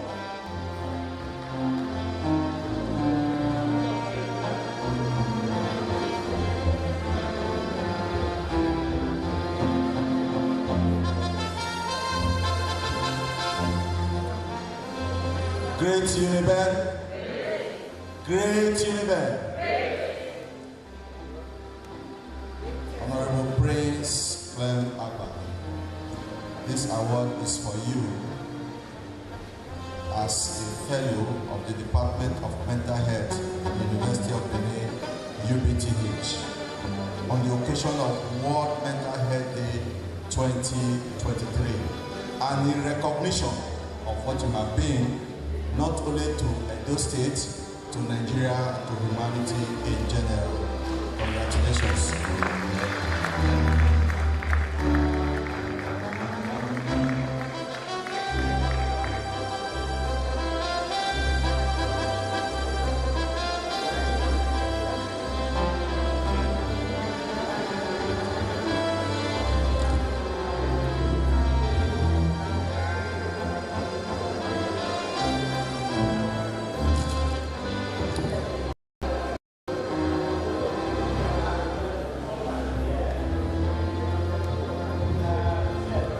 We have two others here. Award of Fellows of the Department of Mental Health, University of Benin, and University of Benin Teaching Hospital. We have one here for Chief Lucky Igbinedion. And we will find a way to go present this to him. And that if there's Engineer Bedford. And we also have another one.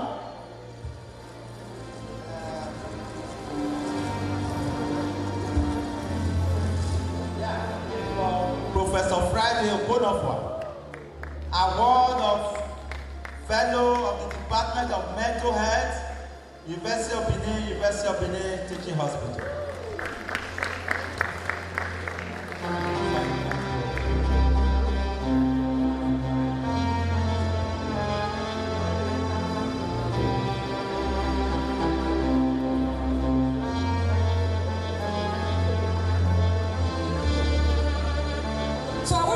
Questions now.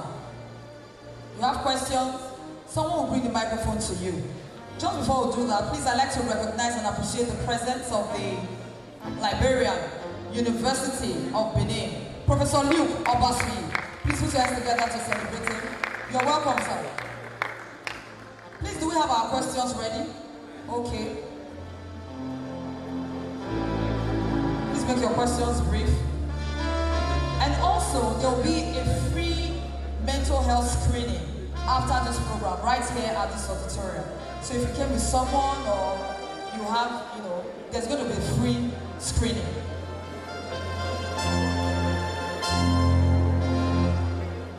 Please, let's make our questions brief. And then if someone has asked the question you were preparing to ask, then you can leave it out. Thank you.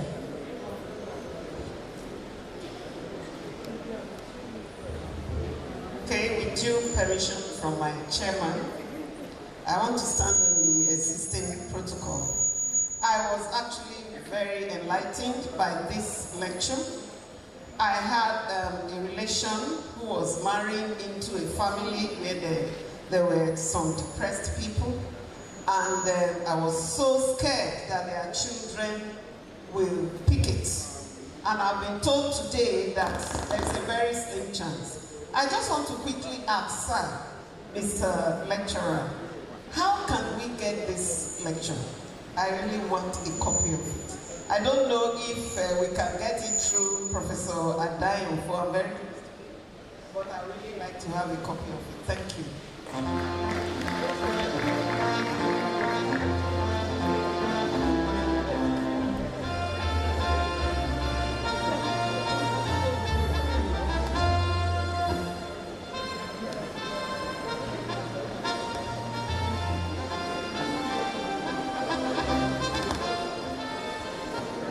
Please, in regards to what has been said, again, when the police commissioner said that he were trained to do this and that, and what I want to ask is that, in regards to helping the destitute and the oppressed out there as an environment.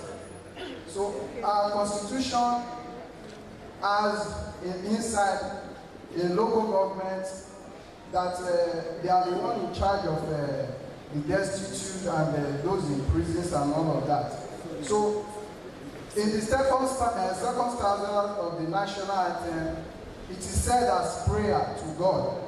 So I want to ask the police authority if they can grant and approve to us. I'm a student in a Bible school, King's Bible Church, that we should use the second standard of the national anthem as a reference, and every other book that can be.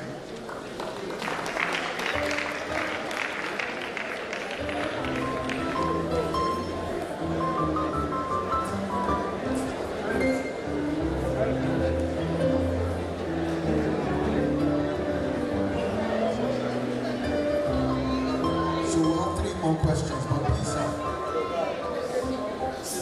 please take the question again. Okay, we have a project given on to us and to write on the role of peace in nation building. So I want to use the second standard of the national anthem as one of the reference. Maybe a dictionary, the Cambridge dictionary as a press, as a reference, than any other book for the project. Okay, as a prayer house. Understood. Thank you. Please, we will entertain one question more for this session. And after we take group photograph, the lecturer is still very much around. He's ready to take on as many questions as you have. But first of all, we need to take group photograph, and then we'll formally round up this session while the guest lecturer will still be very much seated to answer questions. We know that you have quite a lot of questions. Please, we'll now take group photograph. Everyone on the high table. Please, we'll take it out here. There will be answers to your questions. We quickly need to do this.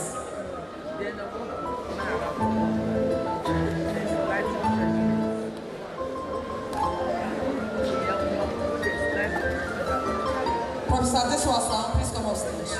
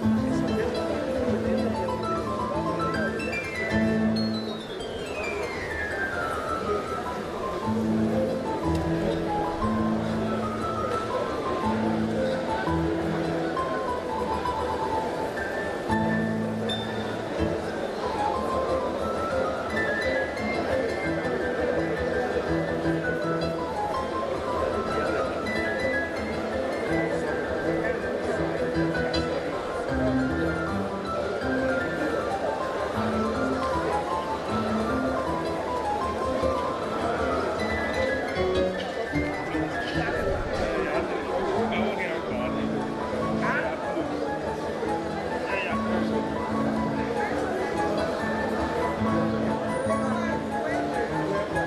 after this session, now that the group photograph is done, the lecturer will come back to seat to take your questions. You can also have some written down, please. You can have some written down.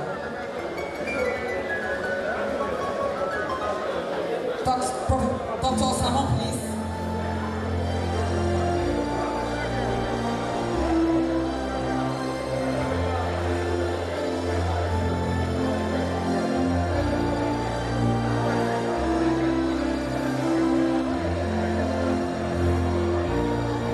Please, we don't have to start leaving. This program has not ended. We only took group photographs with members of the high table. Please remain where you are. The program has not ended. We only took group photographs with members of the high table. So Dr. Osahon will now respond to the questions we have taken so far. Dr. Osahon will now respond to the questions we have taken so far. Please write your own down. Thank you.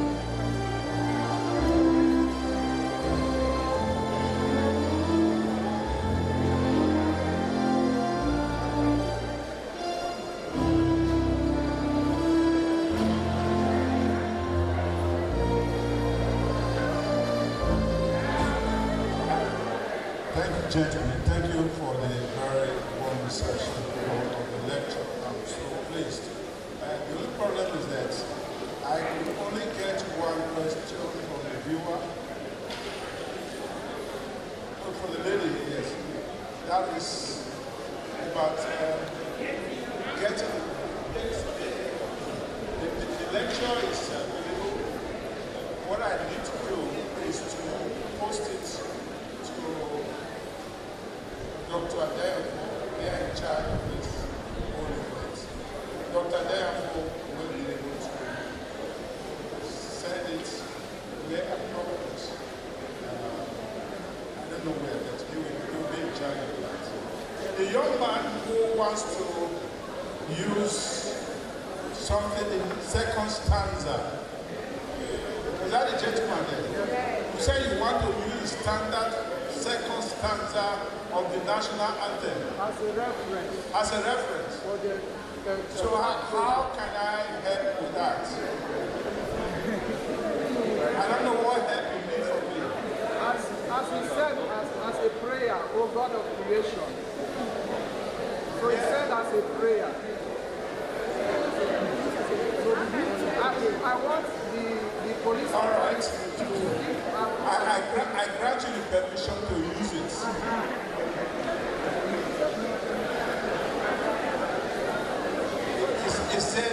Is there any outstanding question? Okay. Please direct your question.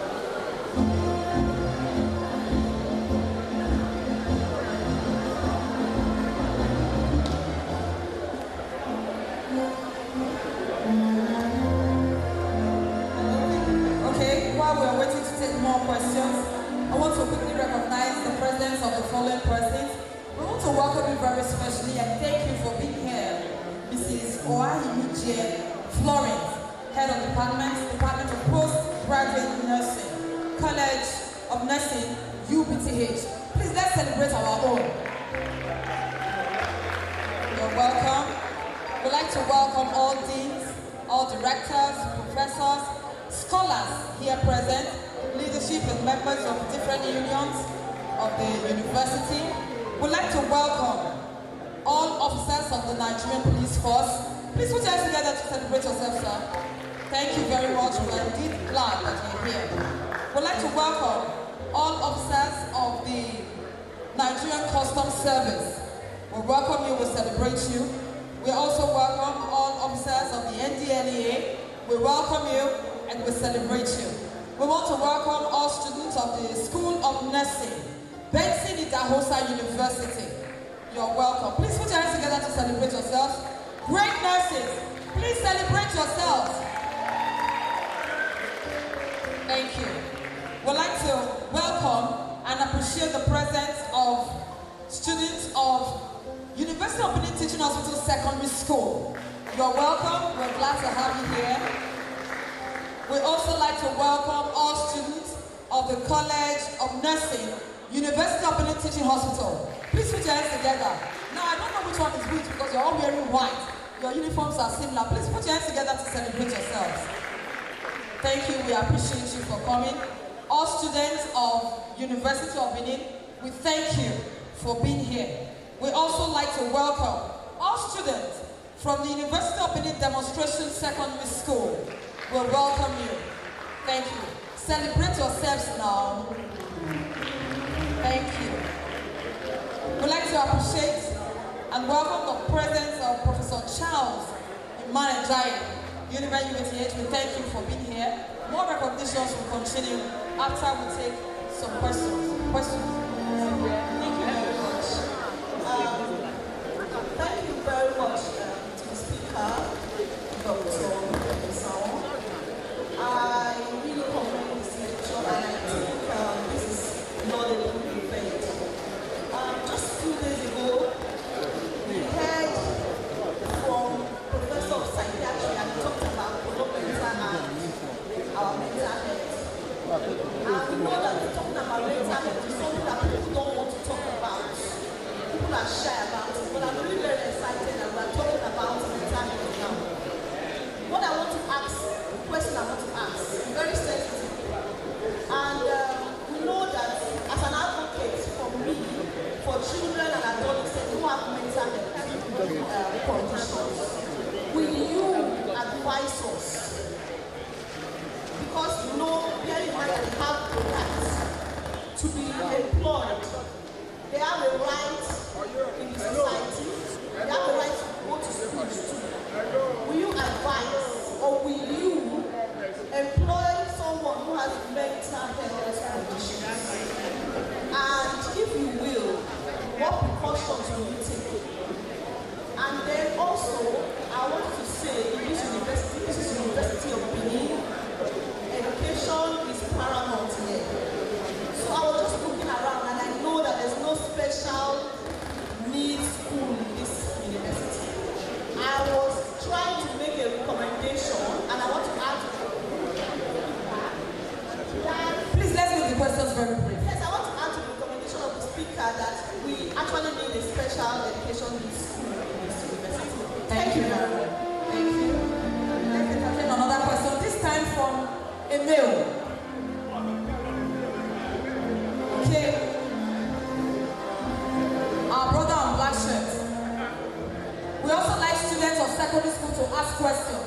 Please make your questions really brief. Thank you very much. I am Abasomo from the Department of Optometry, University of Benin. I want to especially appreciate the Department of Mental Health and our astute lecturer for this lecture. And also, I want to commend the Nigerian Police Force. Their professionalism has helped to stop that today. And my question straight is on the issue of parents, verbal abuse by parents.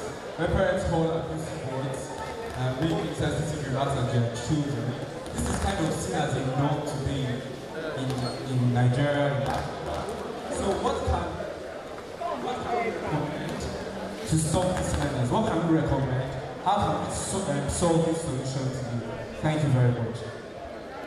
Please let the students have the microphone. The students, secondary school, either from UBTH or from UDSS. Students from UBTH or UDSS. You want to ask a question? Okay, thank you.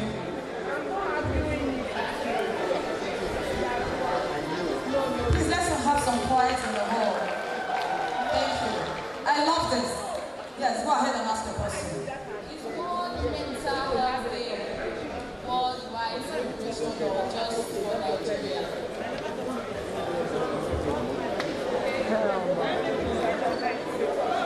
Thank you very much. Someone from UDSS has a question.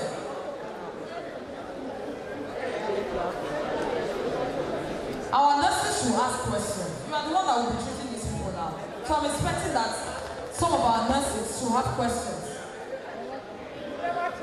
Is it possible for everyone that has a mental illness to have the same symptoms. Brilliant. Thank you very much.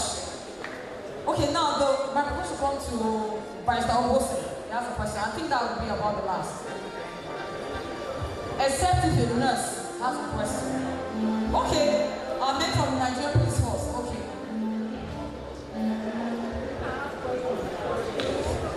Thank you. I want to appreciate the lecturer for his presentation. My question is actually directed to the Honorable Prince Abba, but I believe our lecturer will be able to give some insight on this. I'm interested in the aspect of funding of the mental health assessment department as created in the Act. I would like to know what practical steps can be, put in place to ensure that that department is well funded and the aspect of bureaucracy doesn't affect the smooth running of that department. Thank you, sir. Okay, so before Dr. Ruben Osahon will answer this question, we will take one from the Nigerian Police Force. Good afternoon all protocols duly observed. I am ASP Elo attached to Ewo to the division. So, in my experience, most times we arrest suspects. They claim to have sickness or one sickness or the other. So usually what we do is, we will escort the suspect to police hospital if most time in cases of a non-bailable offense. So we escort them to police hospitals for the doctor to confirm their health status. But I had a case the other time, and the suspect claimed that the reason for committing that offense is that he heard a voice talking to me. So I just want to ask, is there a way we could test such a mental illness? Or is it just the character the person is exhibiting? Because sometimes it could be false. Thank you so much. Thank you very much. Dr. Osahon, please. I think it's time to try to respond to some of the questions. Let me just deal with the ones from the secondary school. I think they were both girls. There was one who asked whether all types of mental health disorders have the same symptoms. No, that was in my lecture. That's why we need what we call diagnosis. Organize symptoms that are similar and give it a name. So by so doing, all symptoms cannot belong to one group. So that's the purpose of labeling. So all mental health problems, they're not just one. They are different types. That's this loud. Oh yes. Okay.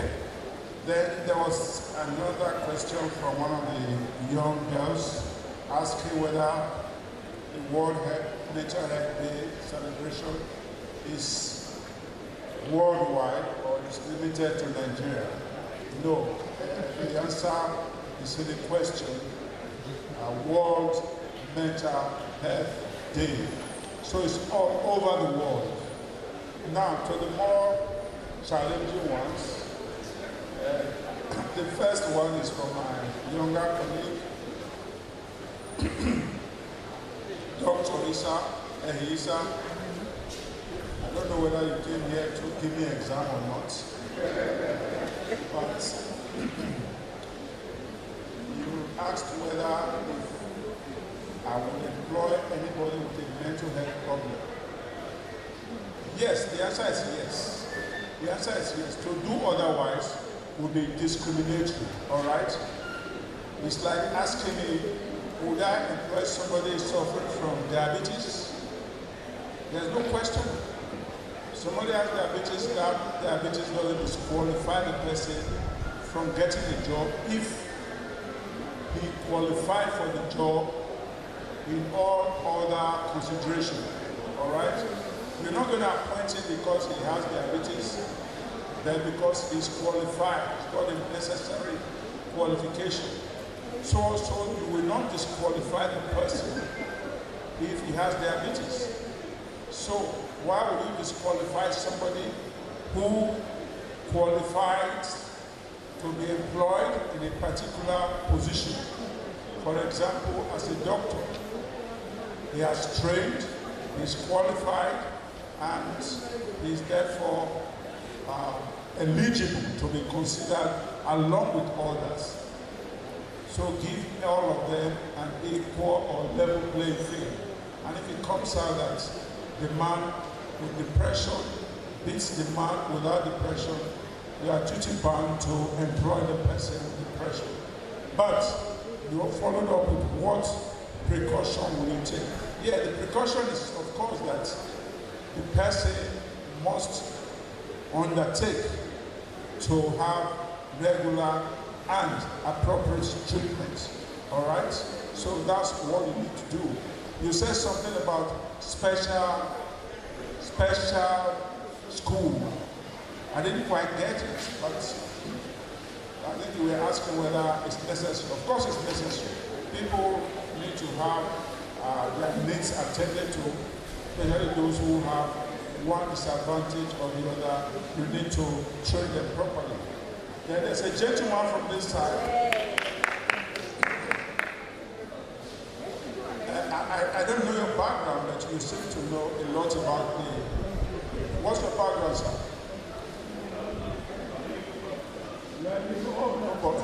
So I'm not surprised.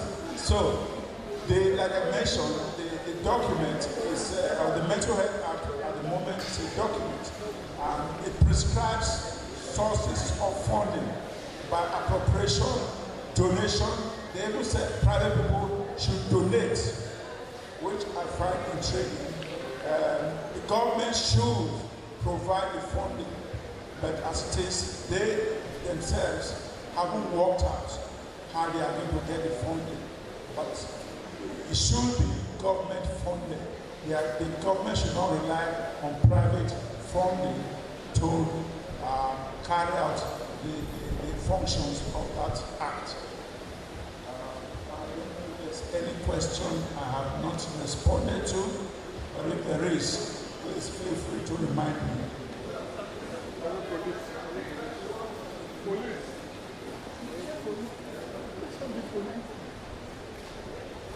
Alright, so it might be helpful to do what this gentleman has done, to just put it in writing so that it's easy for me to understand.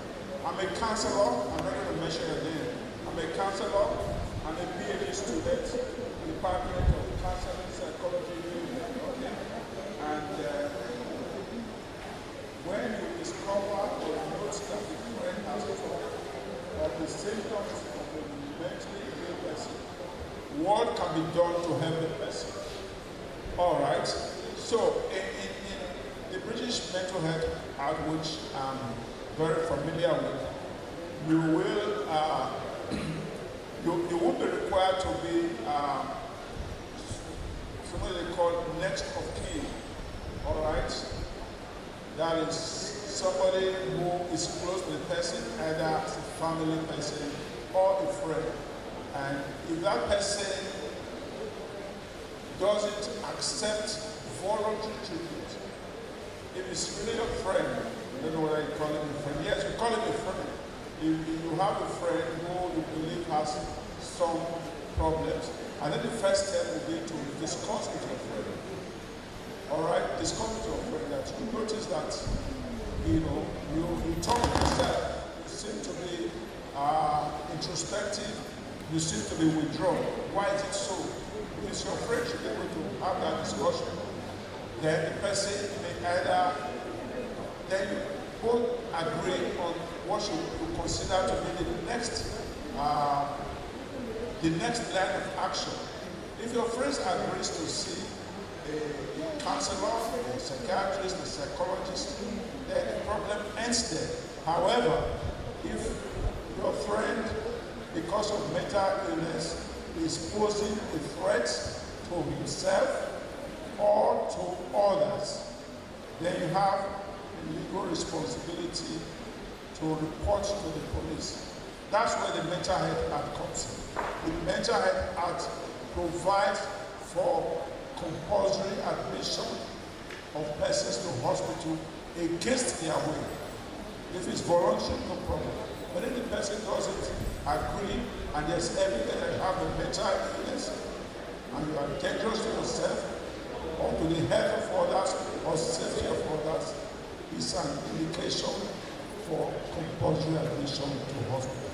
So you could do that through reporting to the police. Thank you very much. So our lecturer is still ready to take more questions. We'll do some recognitions now, but first, we need your attention upstage. Dr. Naomi Ekpochi, please, your attention is needed upstage. So after the recognitions, more questions. We'll formally close the more questions. Thank you. Thank you very much. Dr. Naomi Ekpochi, please. Thank you very much. I would like to recognize the presence of Chief Dr. Agugu Adolphus, former Auditor General of the Federation. We welcome you, sir. Dr. Atoy Kenneth, representing the Vice Chancellor of Edo State University. We welcome you, sir. Please put your hands together for him. Please put your hands together. Thank you. ACN Bebetutini, representing the Edo State Commander, NDLEA, Buba Wakawa. You're welcome, sir. CSP Oyakiri Negmenebo Margaret, representing the Edo State Commissioner of Police. You're most welcome. Please put your hands together. Put your hands together, please. Thank you. Dr. Clement Idialu, Deputy Controller of Corrections and Pharmaceutical Services, representing the Edo State Controller of Corrections. You are welcome, sir. Put your hands together for him. Please put your hands together. I know we are tired, but please just put your hands together. Thank you very much. Professor E.R. Ore, Dean, Faculty of Agricultural Sciences, you're most welcome. Professor Victor Ekanem, you're welcome, sir. Please put your hands together for him. Please put your hands together. Thank you very much. ACP Evin Odubenu, Area Commander, Ekiadolo Police Commander, most welcome. Please put your hands together.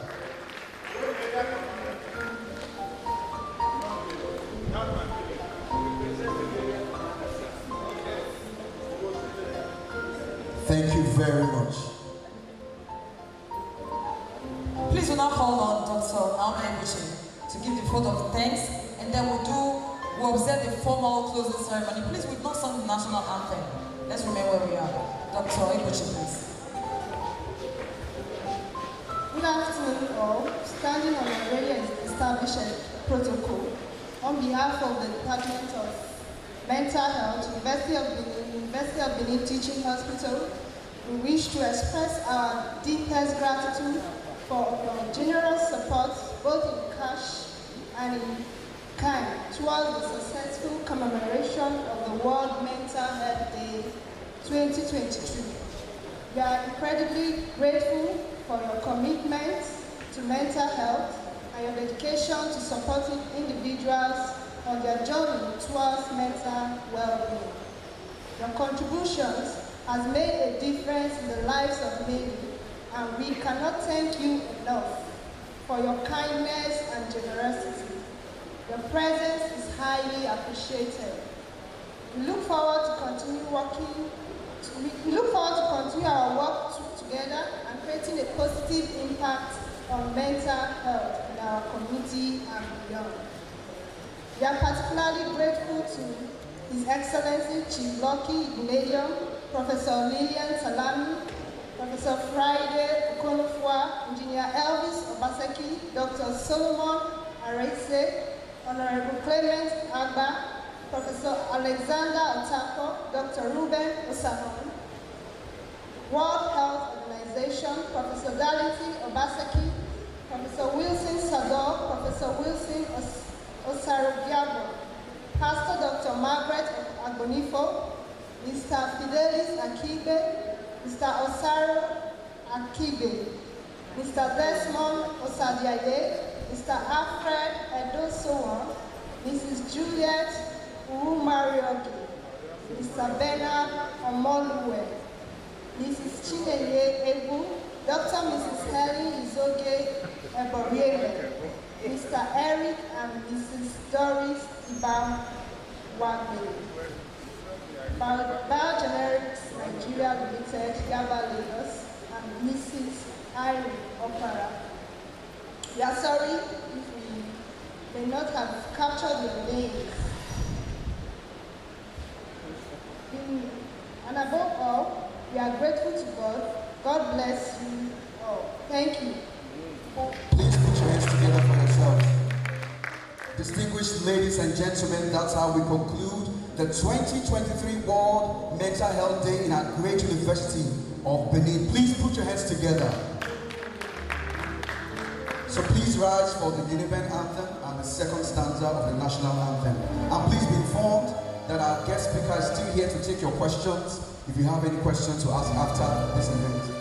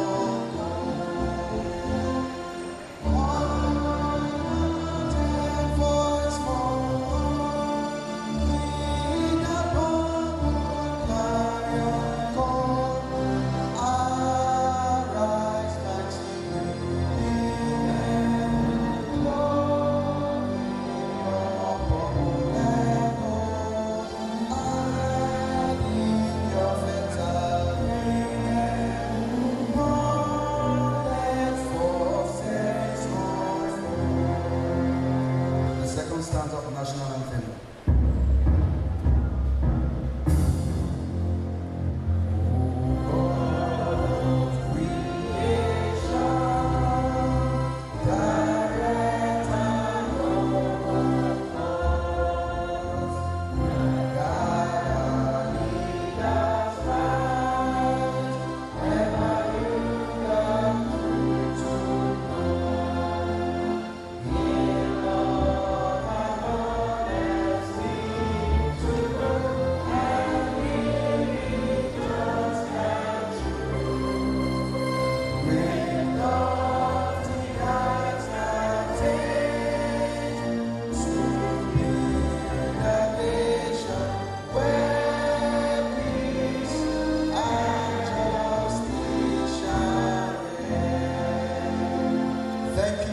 For coming. Have a good afternoon. Please, our guest lecturer is still here if you have any questions to ask.